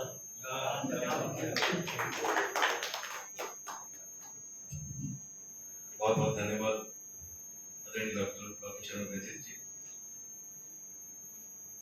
आपने अपने संगोष्ठी में, अपने व्यक्तित्व में विशेष बात कही कि लेखक को, साहित्यकार को, कारकार को, उपन्यासकार को, कविताकार दबंग होना चाहिए, साहस होना चाहिए, उसकी लेखनी में, उसकी लेखनी की धार जो है वो पैनी होनी चाहिए। एक शेर मुझे शायद शायर का नाम याद नहीं आ रहा है, जी बहुत करता है सच बोलिए, जी बहुत करता है सच बोलिए, क्या करें हौसला नहीं हो। तो डॉक्टर शर्मा जी ने वर्तमान सोच और व्यक्ति में जो परिवर्तन हुआ है उसकी बात कही, लेकिन उन्होंने एक चीज कही कि हर समय जो है, हर काल जो है, हर युग जो है उसमें साहित्य लेकिन उसी युग के अनुसार हुआ है। आपने इस बात की भी चिंता व्यक्त की जो कि निश्चित रूप से एक हिंदी भाषा के और लेखकों के लिए और साहित्यकारों के लिए चिंतन करना चाहिए इस बात में। ये बहुत बड़ा एक प्रश्न है कि बात बहुत सोचने वाली है। क्या यशपाल जी के बाद और चंद्रधर शर्मा गुलेरी के बाद कोई हिमाचल को साहित्यकार पैदा नहीं हो? इसको कौन निश्चित करेगा? विश्वविद्यालयों का क्या रोल है? शोधकर्ताओं का क्या रोल है? क्या उसके बाद, ये ठीक है वो हमारे सम्मान है, हमारे हिमाचल की शान है, लेकिन उसके बाद क्या 2000 के बाद 21वीं शताब्दी आई, आगे भी तो बढ़ना है, आगे भी तो लोग होंगे। इस बात पे जरूर चिंतन किया जाना चाहिए। कोई भी हो, वो तो निश्चित तो जो भी जिस तरह से होता है, जो भी प्रक्रिया उसकी होती होगी, लेकिन इस पे साहित्यकारों को जरूर मिल बैठ के इस बात पे चिंतन करना चाहिए कि वक्त बदलता है, लोग बदलते हैं और उपलब्धियां सबकी होती हैं, हर युग में होती हैं, हर युग में साहित्य, उपन्यास, कहानी सब कुछ लिखा जाता है। और ये भी सही कहा कि लेखकों पे बहुत सारा दबाव होता है। मैं ये समझता हूँ कि अगर दबाव हो तो लेखन हो ही नहीं सकता। अगर व्यवस्था के खिलाफ, और व्यवस्था के खिलाफ केवल खिलाफ बोलना नहीं, समस्या और उसके समाधान और चुनौतियों के लिए कहना, बात करने का दम होना ही चाहिए। लेकिन ये धार जो है, कल की जो धार जो है वो पैनी होनी ही चाहिए, ये बहुत आवश्यक है। आपने बहुत सुंदर तरीके से बहुत सुंदर उदाहरण दिए गीतों की समकालीनता, दुर्गा की और कांगड़ा की बहुत सुंदर गीतों में जो फिलॉसफी है, उसके दार्शनिकता, उसकी बात की। उन्होंने कहा कि हर युग की अपनी कहानी होती है, युग के सत्य को वाणी और शब्द एक साहित्य उसको प्रतिबिंबित करता है। बहुत संतुलित व्याख्यान आपके व्याख्यान के ऊपर मेरे जैसा व्यक्ति टिप्पणी करे वो हो नहीं सकता। तो मैं धन्य हूँ आप लोगों के बीच में बैठे यहाँ पे, और बहुत बहुत धन्यवाद करता हूँ कि सभागार में आए, हमारे आग्रह पे सचिन मैंने विशेष रूप से आपका आशीर्वाद मिलना ही हमारे लिए बड़ी बात है। आपका बहुत बहुत धन्यवाद। और इसके बाद मैं इस संगोष्ठी में विचार व्यक्त करने के लिए आमंत्रित कर रहा हूँ प्रोफेसर रोशन शर्मा जी को।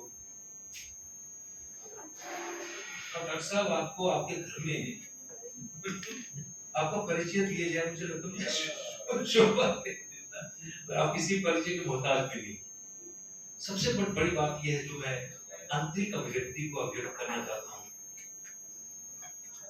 जिनको देखने मात्र से ही तबीयत खुश हो जाए, मन खुश हो, आनंद आ जाए, आप बाग हो जाए।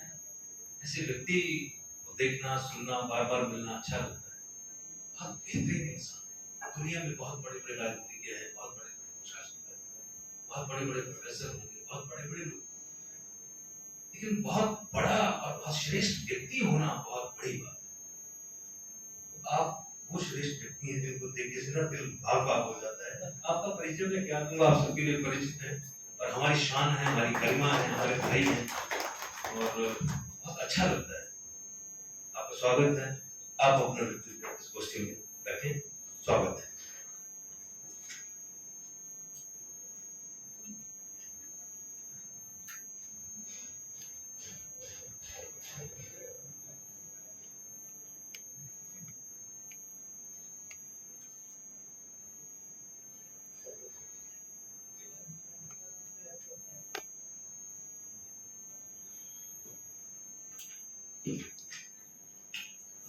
हेलो,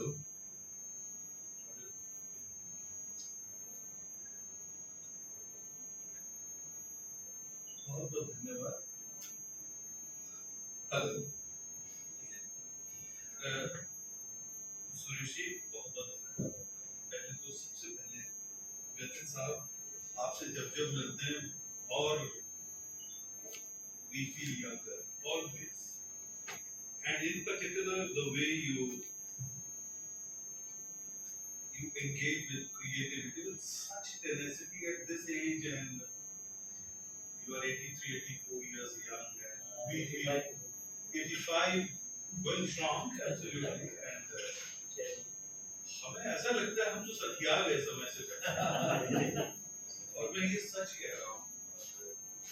बहुत बहुत धन्यवाद सुरेश जी, आपने दिल की बात कही, वो दिल तक पहुँच गई अच्छे से। और हमारे सारे भाई हैं, हम वो लोग हैं जो हमारा सबका कोर बड़ा संगीतमयी है। हम वो लोग हैं जो सुरांदोलन जीते हैं। अब दिक्कत इस बात की है कि इन लोगों ने मुझे तो देखिए सिखाया है, ऑस्ट्रेसाइज कर दिया। उन्होंने कहा जाओ भाई, आप तो इंग्लिश स्टडीज में जाओ और आप वहाँ पर अपना काम करो, हम अपना देखते हैं। पर मेरा भी वो समय आ रहा है जब मैं निडर होने वाला हूँ, जब मुझमें भी हौसला आने वाला है और परिस्थितियाँ भी माकूल और बहुत अनुकूल बनती नजर आती हैं। अभी मेरे ख्याल से पिछले ही महीने में धामी कॉलेज में था, लगभग माउंटेन से लिटरेचर की बात थी, वही था टॉपिक में। वो एक शाम बड़ी खूबसूरत रही प्रवीण भाई के साथ, प्रवीण जैरेट के साथ, और मेरे ख्याल से हम 3-4 घंटे तक लगातार बैठे और बहुत से लोगों ने बहुत ही खूबसूरत नगमे और सारे पहाड़ी उसमें सब कुछ था। प्रशांत बहुत ही अच्छा लगा। मुझे लगता है कि जिस परंपरा से आप आते हैं वो किस तरह से परिलक्षित करती है, पता चलता है कि किस पृष्ठभूमि से हैं आप और कैसे। और कई, जिसे मैं कहता हूँ, कई रूपों में प्रेरणा अच्छा लगता है। अच्छा, चंद्रकांत जो है इनको सुनना बड़ा बुरा लगता है, पर हमने इनसे बहुत सीखा है। हिंदी का हमारा रचना क्रम है, हिंदी की हमारी सोच जो है वो इनके सानिध्य में बहुत पुष्ट प्रज्वलित हुई। जतिन साहब के साथ हमारा मुलाकात देखिएगा, बड़ी कमाल की बात है। ये तो खैर उसके बाद, क्योंकि तब तक इनमें हौसला आ चुका था, ये निडर हो चुके थे, जब तक हमें इनको एंगेज करने का मौका मिला। ये हमारे यहाँ पर एज रिसोर्स पर्सन आते थे और ये न केवल हमारे स्टूडेंट्स पर हमारा भी मार्गदर्शन करते, ये बातें जो नहीं कहते, और उनको मैं हमारे सभी मठ साहब, हमारे टीचर लोकेल में हम इनको रखते हैं। हम जो यूनिवर्सिटी में थे वहाँ पढ़ाते थे, उसके बाद इनसे कई बार मिलने का भी मौका मिला और एक बहुत ही सज्जन और एक बहुत एमिएबल पर्सनैलिटी। आज इनको देख करके इतना अच्छा लगा कि तुरंत आंखों के सामने जो है वो हिमाचल प्रदेश यूनिवर्सिटी का वो परिसर और खासकर इनका वो ऑफिस जब ATSW हुआ that came alive. तो मेरे पास बहुत ज्यादा कुछ कहने के लिए नहीं है, अच्छी बहुत बेहतर और उम्दा बातें कही जा चुकी हैं। मैं छोटा सा मैंने सोचा था मैं भी अपना छोटा सा एक वक्तव्य तैयार करके ले जाता हूँ। चाहूंगा कि इस सेमिनार का जो एक रूब्रिक है उसके अंदर आऊँ किसी तरह से, तो बहुत मैं छटपटा रहा था। यहाँ देखा सहजता का आलम है, इतने ज्यादा इतने घर्षण की जरूरत ही नहीं है, घर्षण की जरूरत ही नहीं है। पर छोटी छोटी चीजें जो आपके साथ शेयर करना चाहूंगा, कैसे भी चालू के जब सचिन जी ने ये बताया तो पहले तो I'd like to thank him, the entire Shahpur seminar team, and Sachin in particular for according this opportunity to be here with this group. We are a small but such a beautiful group. I was actually reminded of my days when I was in the United States as well. This used to be the number, really. Hardly 20-25 people, well-meaning people who would be interested in the topic that would be discussed. No one else would be interested, no one else would come. So, no crowd culture, no well-meaning people with good intention and out there with a view to learn, mutually grow. तो ये बहुत अच्छा लग रहा है, ये जो एक छोटा सा हमारा ग्रुप है, ये बिल्कुल मेमोरेबल होने वाला है. So the seminar on promoting sustainable livelihoods in Northwest Australia, fostering convergence in research, practice, and policy. It's a remarkable collaborative effort with GC Shahpur as the locus, the axis of the envisioning, planning, and implementation of the whole idea behind the seminar. I really appreciate that kind of initiative on the part of Dr. Sachin. He has that leadership in him, and we have seen him working wherever he does. He has a remarkable, innovative, and creative streak in him. Sagar साहब बड़े अच्छे से जानते हैं, उनको अनेक भी रहे हैं.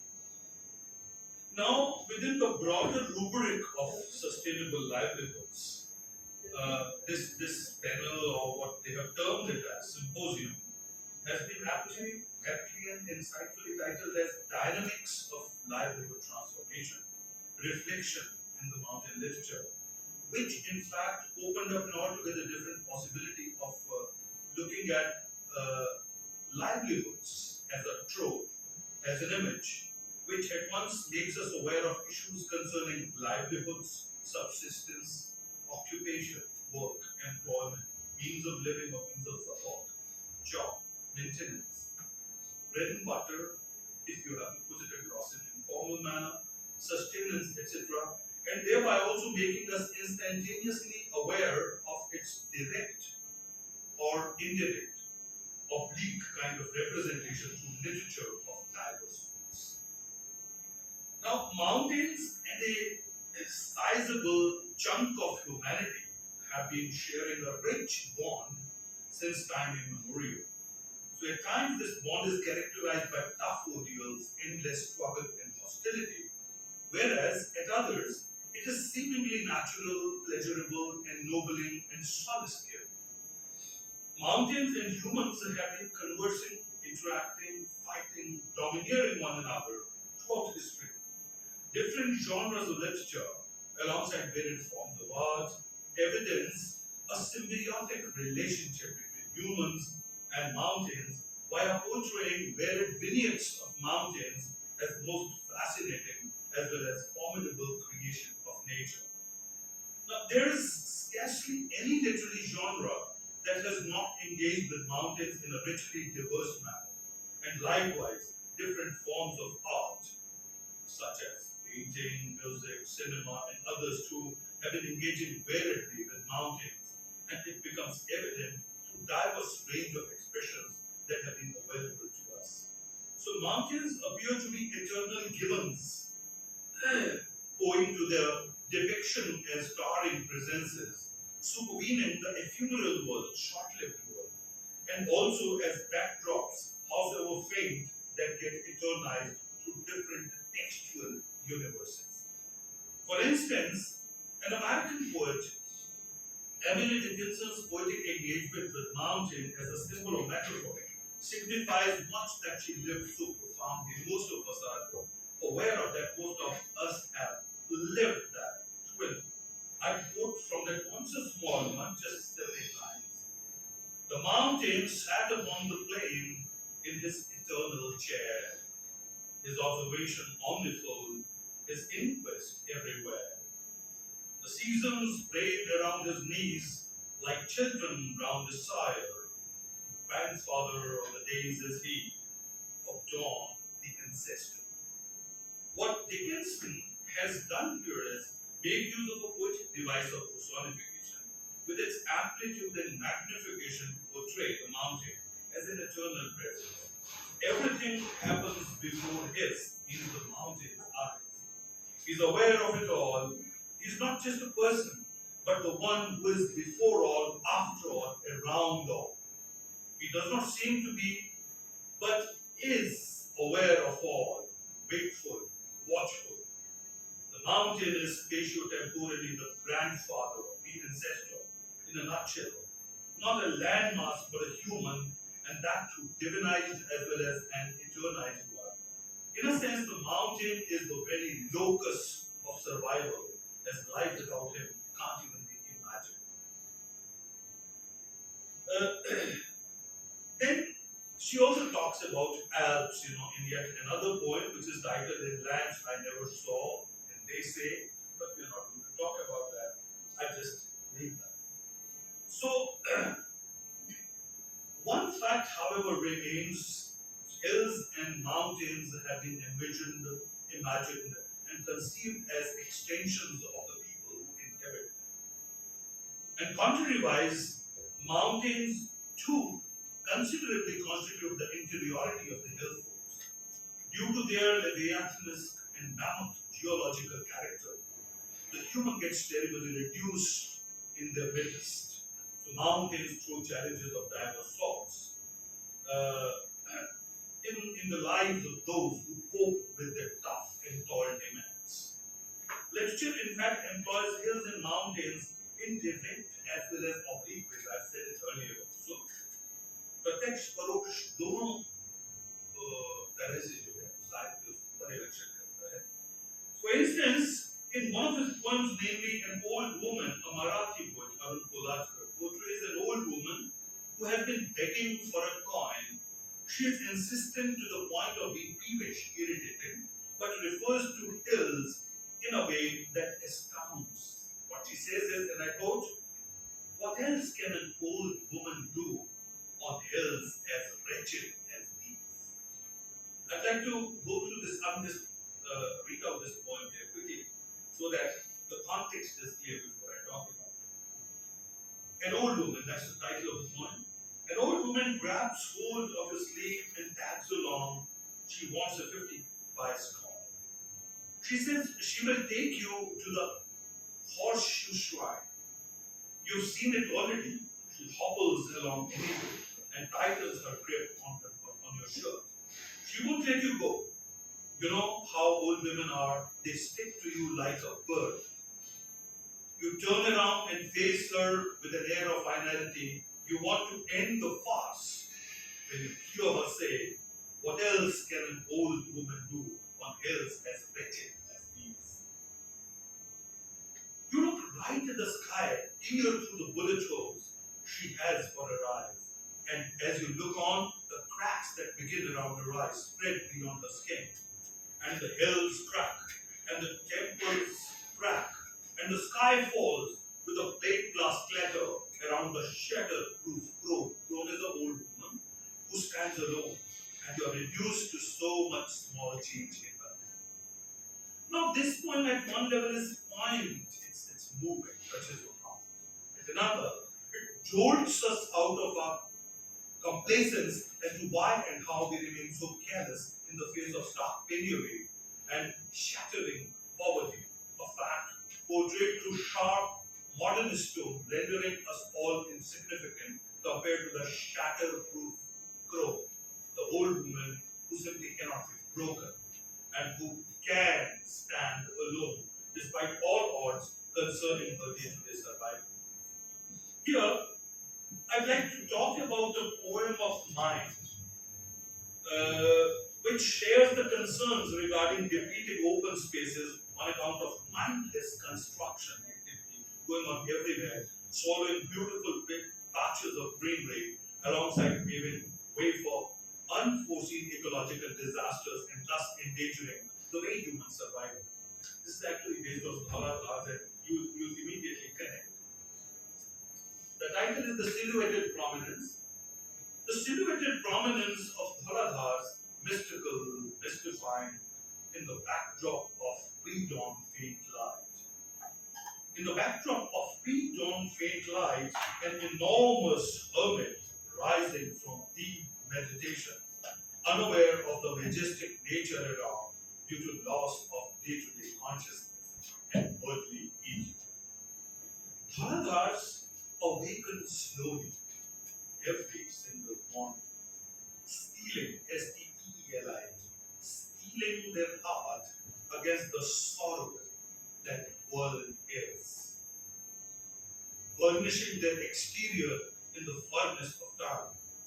Their snow-clad barrenness supplies water incessantly to nurture life and foliage, which lush Kamra belly takes pride in. But Dhaladhars lament too, as to how, right beneath their nose, a concrete jungle has grown, harming trees, swallowing beautiful patches of green.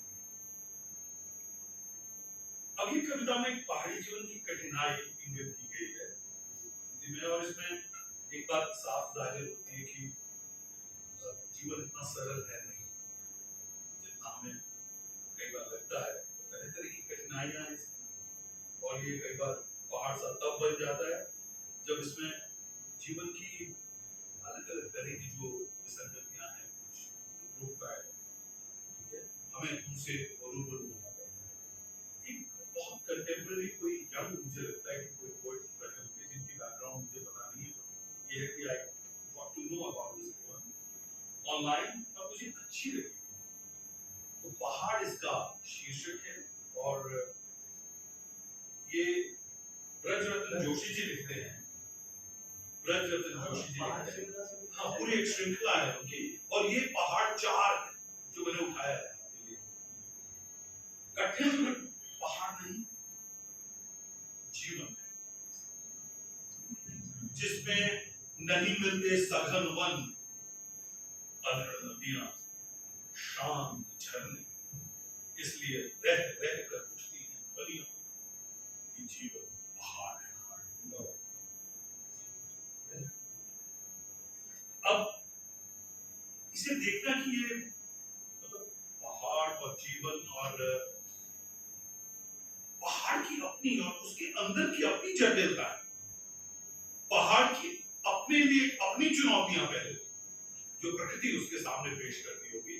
यदि मुझे पहाड़ का मानवीय करना है तो मैं पहाड़ को बिल्कुल एक मानव की तरह देखूंगा, बिल्कुल अपनी तरह देखूंगा, उसकी भी अपनी चुनौती पर मैं एक मनुष्य हूं, एक मानव हूं, मेरा अपना जीवन है, मेरा अपना परिवेश है, उस परिवेश से बात करूंगा तो अपनी हर खुशी अपना हर दुख उठाकर सीधा जिसे कहते हैं ना ट्रांसफर एपिथेट अंग्रेजी में कहा जाता है और सीधा वो पहाड़ पर चला मतलब एक समेटता का जो भाव है वो उभरता है।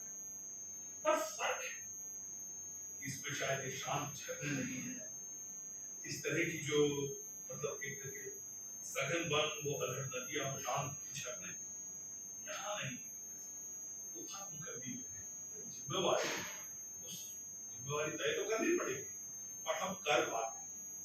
At a suggestive level, we are able to hold ourselves responsible and accountable for everything that we have done. अब पहाड़ों की अपनी अलग अलग तरह की विसंगतियां में ज्यादा वक्त नहीं होता। इतना मुझे ऐसा भी लगता है कि कविता लिखते समय आपका काउंटर नैरेट करने का तरीका ऐसा भी हो सकता है कि देखिए कोई जीवन पद्धति या तो भुला दी गई या उसे दर्ज ही नहीं किया जाता या उसे दोयम दर्जे का माना गया मतलब आपकी जो हायरार्की चॉइसेस की जो हायरार्की है उसमें कहीं तो दर्ज होती है। तो वो जो जीवन पत्थर की लगन में हो गए। अब एक छोटी सी कविता है, अपनी ही है, मुझे नहीं मालूम है मैं कैसे लिखता हूँ, पर मैं फिर भी आपसे साझा करना चाहूंगा मेरे ये विचार कि मैं क्या कहना चाह रहा हूँ और आप समझ पाएंगे। मेरा गांव करके एक कविता है। करोड़ टिब्बे की तलहटी में बसा मेरा छोटा सा गांव, या यूं कहिए मेरा जहां। सब कुछ है मेरे पास, 2 कपड़े, एक जोड़ी बैल, एक बच्चू, जो पिछले माह मरते मरते बचा। न जाने कैसे गौशाला के बाहर लगी 1.5 फुट की दीवार के ऊपर से लटक कर जा गिरा, काली तीखी सफर। इससे पहले कुछ बात उस तक पिछली बाईं टांग हो चुका था। खैर, दुरुस्त है मेरा बच्चा, आश्वस्त करता है मुझे कि लड़ाते हुए ही सही मेरे घर को एक दिन खींचेगा। 2 बड़े खेत हैं, एक आधा अधूरा सा, उसके अलावा जो गुजारे लायक, उनके अलावा 2 बड़े खेत हैं, एक आधा अधूरा सा, उनके अलावा जो गुजारे लायक दाने, सब्जी भाजी, 2-3 तरह की दालें वाले दे जाते हैं साउंदर साहब। 2 बच्चियां हैं मेरी देवी कृपा से, बड़ी होनहार मेहनती। माँ कहती है कर लो बेटा, माँ कहती है कर लो बेटा, पर इनकार किया था मैंने दादी की बात याद करके कि क्या फर्क है आखिर बेटा बेटी तो साथ ही तो है सब। मेरी पत्नी माँ बन गई है मेरी, मेरी पत्नी माँ बन गई है मेरी अब। ना जाने कब और कैसे पूरे घर बार की परंपराएं, रीत रिवाज सहज ही उतर आए उसके अंदर, जैसे लय पकड़ ली हो घर की उसने। बचपन में माँ की नुक्ताचीनी और अब उसकी सोचता कम है पर जान पाता है कि किस तरह मेरे इस छोटे से परिवेश में एक पीढ़ी दूसरी में समाई। माँ के चेहरे की झुर्रियों में अब उसके यौवन का आक्रोश ढूंढने पर भी मालूम ही नहीं पड़ा उसका रूपांतर वो मन था माधुर्य में। मेरे पिता का चिरस्थायी शांत मन, सरल स्वभाव रत्ती भर बिना बदल गए। समय का आना जाना लगा रहता है मुसलसल, पर मेरे गांव की ठहरी सी लय कतई न बदली। गिने चुने लोग ही हैं मेरे गांव में, मात्र 6-7 परिवार तो आज के भीड़ भड़के वाले दौर में प्रतीक होने का हुआ। सतही तौर पर उनका जुड़ाव है हर उस आयाम से जो मीडिया जनसंचार क्रांति से उत्तर आधुनिकता से उत्पन्न है, पर अपनी जड़ों को फुर्सत से सींचते रहते हैं इस तरह से। और समय बस 2-3 मिनट मैं आपको बताऊंगा कि ये एक माँ का ये रूप अब जब गुस्सा नहीं आता है, अब जब एक तरह से जिसे आप कहते हैं एनर्जी लेवल्स जो है डिप्लीट कर रहे हैं, और एक स्तर पर वो जब वो यौवन के पूरे चरमोत्कर्ष पर है और किसी भी तरह का संघर्ष जो है वो एक कविता है, एक कांच भाव करके दूसरे उससे, तो वो एक वहां के जैसे मक्की की गोड़ाई चल रही है तो उसकी एक आपके सामने एक झलक, मक्के के पत्तों की हरियाली और उसके चेहरे का पीला एक आकर्षक विपरीतता। निरंतर गोड़ाई से खेत के वक्ष तल पर बनती अनगिनत लकीरें और असामयिक झुर्रियां उसके चेहरे की परस्पर नमन करती। अंगारे उगलती धरती, धूप से सने फटे पुराने वस्त्र, हाथों की खुरदरी त्वचा, रही सही 2-4 कांच की चूड़ियों की खनखनाहट और गर्म हवा से मक्की के पत्तों की सरसराहट। इन सब के मध्य लीन थी वो अपने अपरिहार्य कार्य में, उसकी सिंदूरी बिंदी रक्त की तरह विच्छिन्न पसीने की धारा के साथ बनी। कहीं रक्त तो नहीं था? यह प्रश्न ही था आकर्षण का कारण, क्योंकि मक्की के पत्तों की हरियाली और उसके चेहरे के पीलेपन की अस्वीकार्य विपरीतता में प्रतीयमान उसकी विवशता।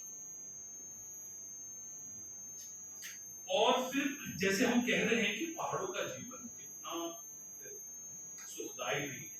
एक पर्यटक की दृष्टिकोण से जब हम इसको देखते हैं तो हम कई चीजें मतलब हम वही देखते हैं जो हमें भाता है, जो बहुत अच्छा लगता है। बहुत यंग कोई स्कॉलर है हिमाचल में, मैं उनसे नहीं मिला हूँ हिमाचल यूनिवर्सिटी, उसका नाम कृतिका शर्मा। मेरे किसी कॉलीग ने मेरे साथ उनकी लिखी हुई एक कविता साझा की, वो मैं जरूर आपके सामने रखना चाहूंगा। और इस पे क्या है कि मतलब ये जो है ना, जिस तरह से बड़ा एक रोजी पिक्चर आपके सामने पहाड़ों की प्रस्तुत की जाती है। सो पहाड़ों की होती रहती है, अपनी डिस्टर्बेंसेस होती हैं, अपने चैलेंजेस होते हैं। And therefore I like to end with ये वाली जो पोएम है यहाँ पर by this young poet named Ritika है इसका नाम। सो अब एक टूरिस्ट के पॉइंट ऑफ व्यू से देखना और अदरवाइज उसकी जो फैक्ट्स है, जो उसका ट्रुथ है, वो कितना पर्टर्बिंग हो सकता है। मैं क्विकली इसको, और सुरेश जी बस एक मिनट, वो लिखती है, खैर जाने देते हैं, सिर्फ पहाड़ पे पड़ी बर्फ, एक तरफ बहती नदी, कुछ पेड़ों की तस्वीरें ही दुनिया के सामने रहने देते हैं। जात को, पात को, घेर में बिछी अलग टाट को, बजंतरी की जात को, रसोई के कोने में पड़े अलग गिलास को जाने देते हैं। सिर्फ धाम के पकवान, मौसम के गुणगान और सेब के बागान ही दुनिया के सामने रहने देते हैं उस लड़की की कहानी जो आज भी गौशाला में सोती है माहवारी। उन सब घाटियों को रहने देते हैं जिनका सच टूरिस्ट के चश्मे उतारने में दिखेगा। बोझा लाती पहाड़ की नार को, कच्चे रास्ते की मार को, दो पहाड़ी दूर पड़े बीमार को रहने देते।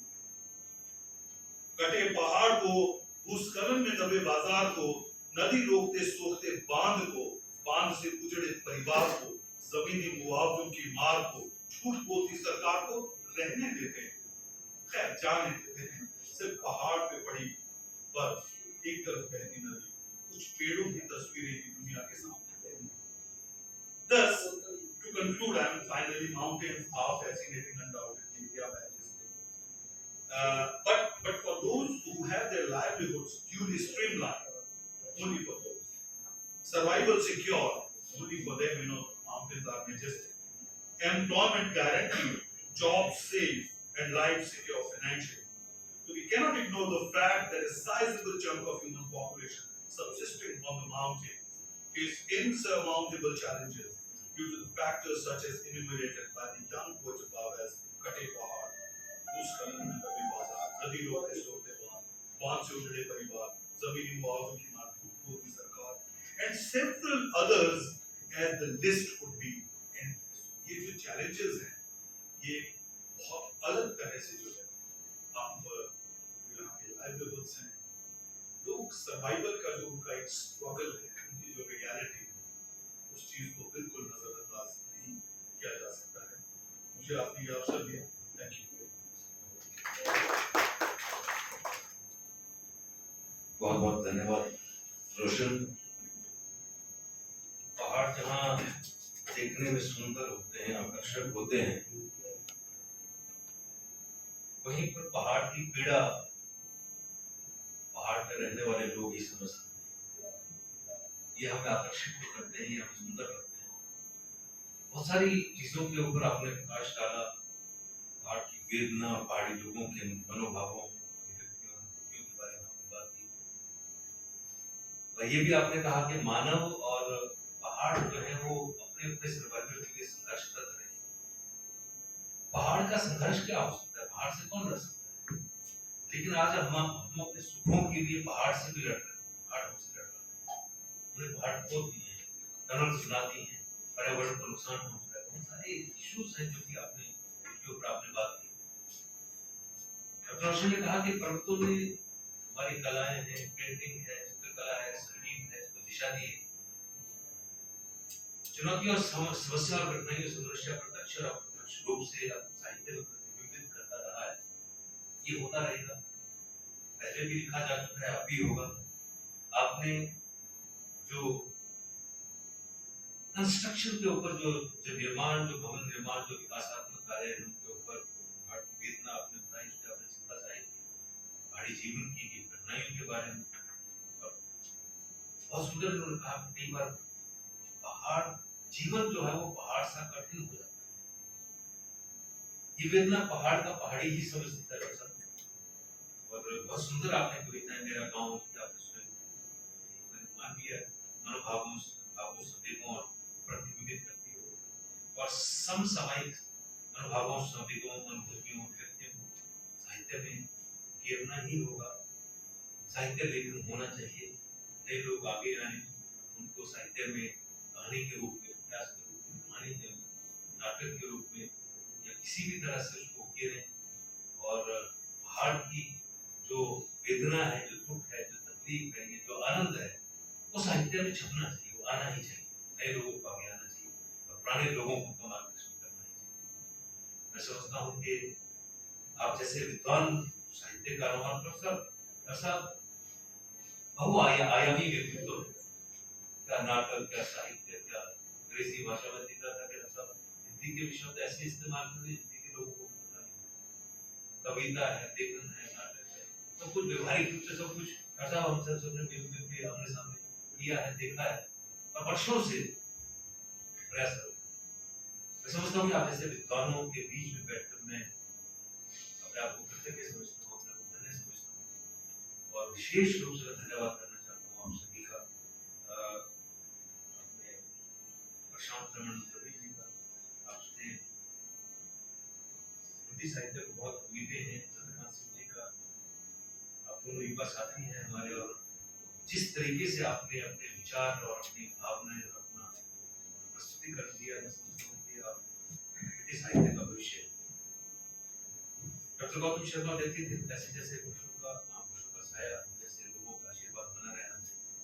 ये अपने आप में बहुत बड़ा किताब है, बहुत बड़ी व्यक्तित्व है, बहुत विशाल व्यक्तित्व है। और डॉक्टर रोशन जैसे हमारे साथी जब हम साथी कहते हैं बहुत गर्वन्वित और जब ऐसा कोई सहयोग बनता है कि प्रोफेसर मठ साहब जैसे लोग हमारे बीच में ऐसी चर्चा में बैठे तो चर्चा का स्तर ही बड़ा ऊंचा हो जाता है। बेशक हम 10-15 हों और डॉक्टर विद्यासागर जैसे हमारे कर्मप्रिय साथी और विद्वान साथी संगीत और साहित्य के मूर्ति हैं, आज के प्रशासन में चले गए इसलिए हमारी इससे कम बनती है। आप सभी सुधीजनों का बहुत बहुत धन्यवाद इस चर्चा को सफल बनाने में प्रतिक्रिया। अगर आपको मेरे समय काफी हो चुका है इसलिए चर्चा को मैं जो आधा घंटा हमने दिया था वो हम दे चुके हैं और हम इस चर्चा को यहीं विराम देंगे आपके आगे से। और मैं अनुरोध करूंगा डॉक्टर विद्यासागर शासक से कि आज के हमारे जो इस संगोष्ठी में जो वक्ता है उनको एक हिमाचल टॉपिक है उनका सम्मान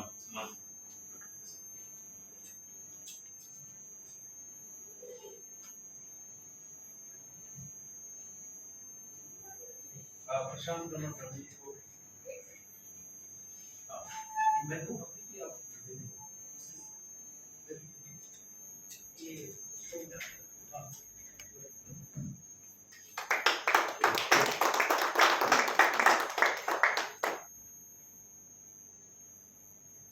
और प्रोफेसर चंद्रकांत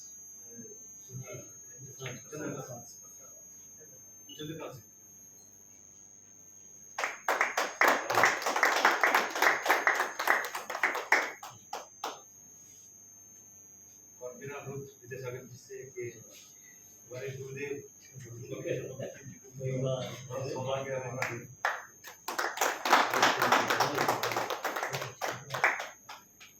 और एक बार फिर से रोक के अपने साथी डॉक्टर रोशन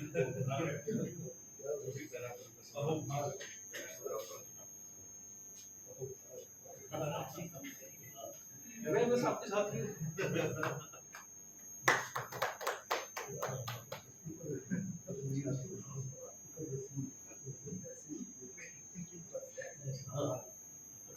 और आप सभी उपस्थित साथियों से अनुरोध है कि समूह छायाचित्र के लिए यही आ जाए बहुत अच्छा